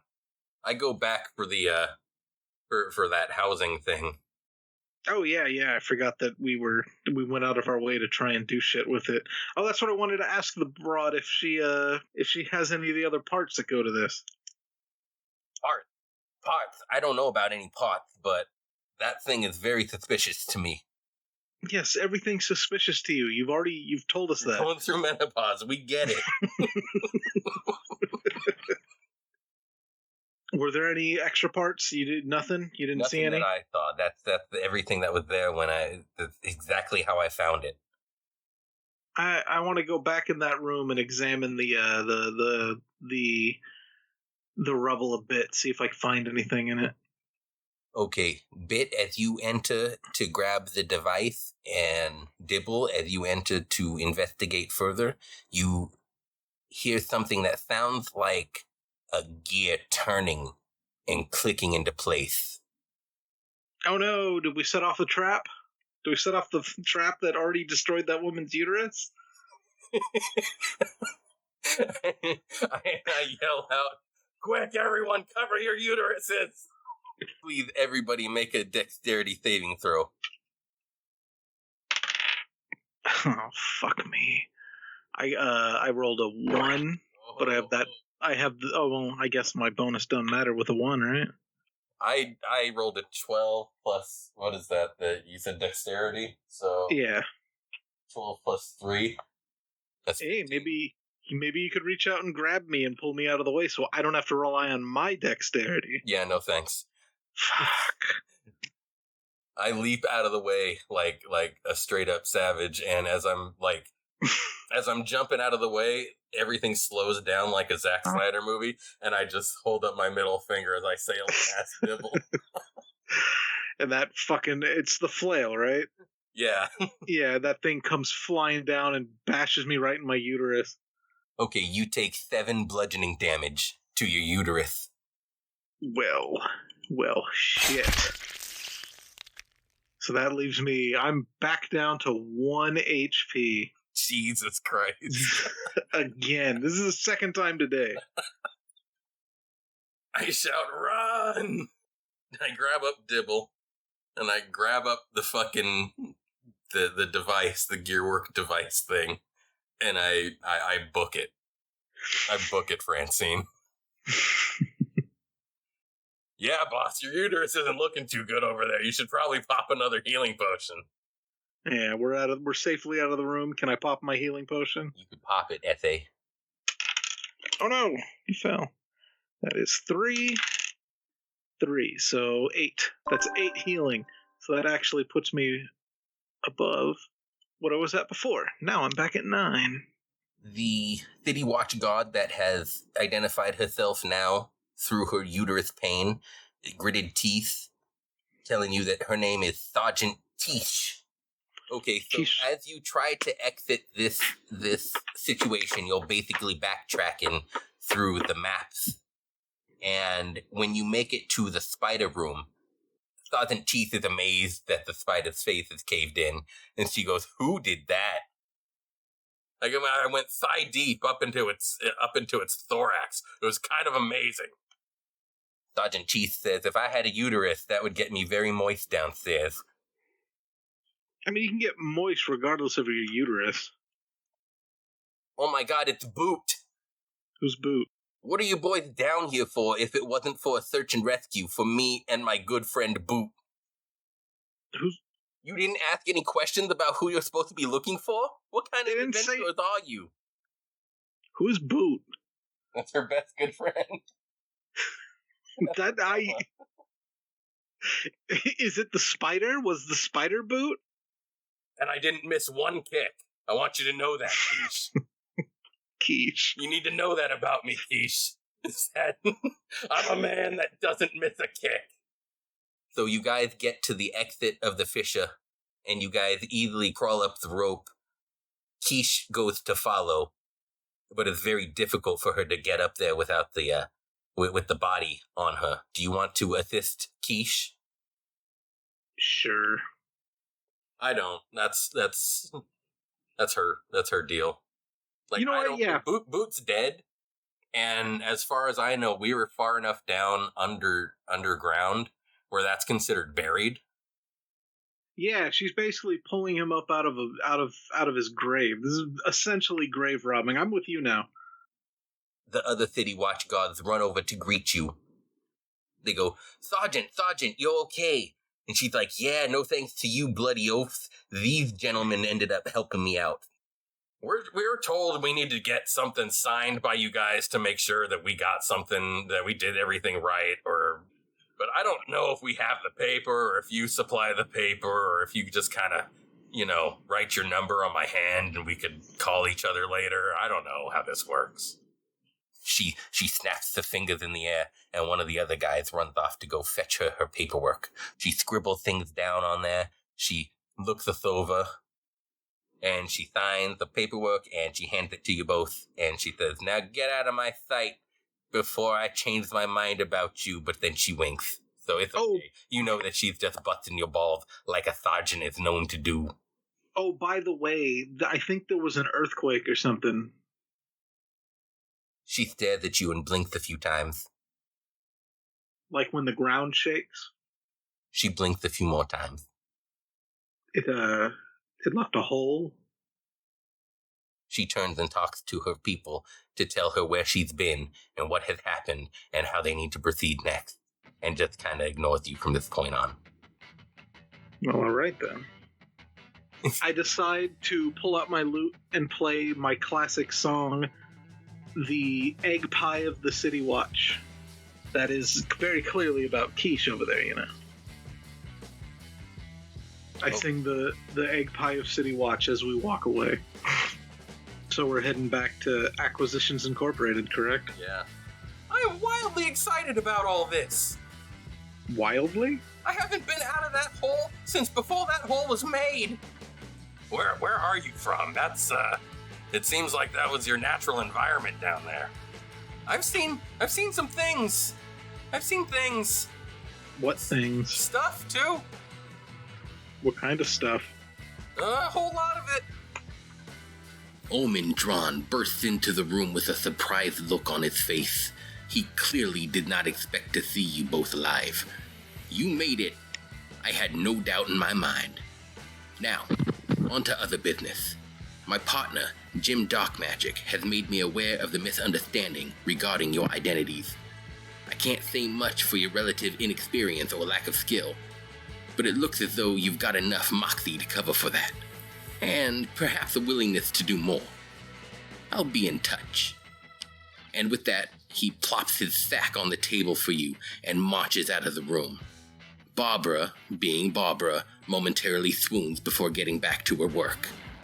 As you go to collect your pay, you notice that Omen also left 2 slips of thick parchment on the table. Investigating more carefully, you see that it's a pair of VIP passes to this year's Waterdeep Midwinter celebration taking place on the 30th of the month. And I guess that's where I'll see you both again. Gorkoh, how about you stay with us over at the Inn of the Dripping Dagger? That's where we're holed up at for now. So, you stay with us for now, buddy. I can't wait to bunk with you fellas. Are we going to take him there, or are we going to expect him to find his way there on his own? Because I'm not quite sure that this guy can read. Carry me! I'll just I'll let him climb up onto my shoulders. That's all good. Oh, you can give him your pinky and he can hold on to it like a little boy. While he sucks his thumb, yeah, let's do that. Even though he's probably taller than me. Oh, I want to feed our horses. They haven't seen us all fucking day. We've been down there for hours. Yeah, we gotta feed the horses. I owe Gorkoh 2 kicks in the mouth, but I think I'm gonna hold on to those. You're gonna stockpile those. Yeah. You're gonna, out of nowhere, run in and start curb stomping this poor son of a bitch, and he won't know why. He'll have earned it. He's the one who's saying goblin syrup over and over again. Yeah. If I had my way, I would have made goblin syrup for everyone. There's another one. There's number 3.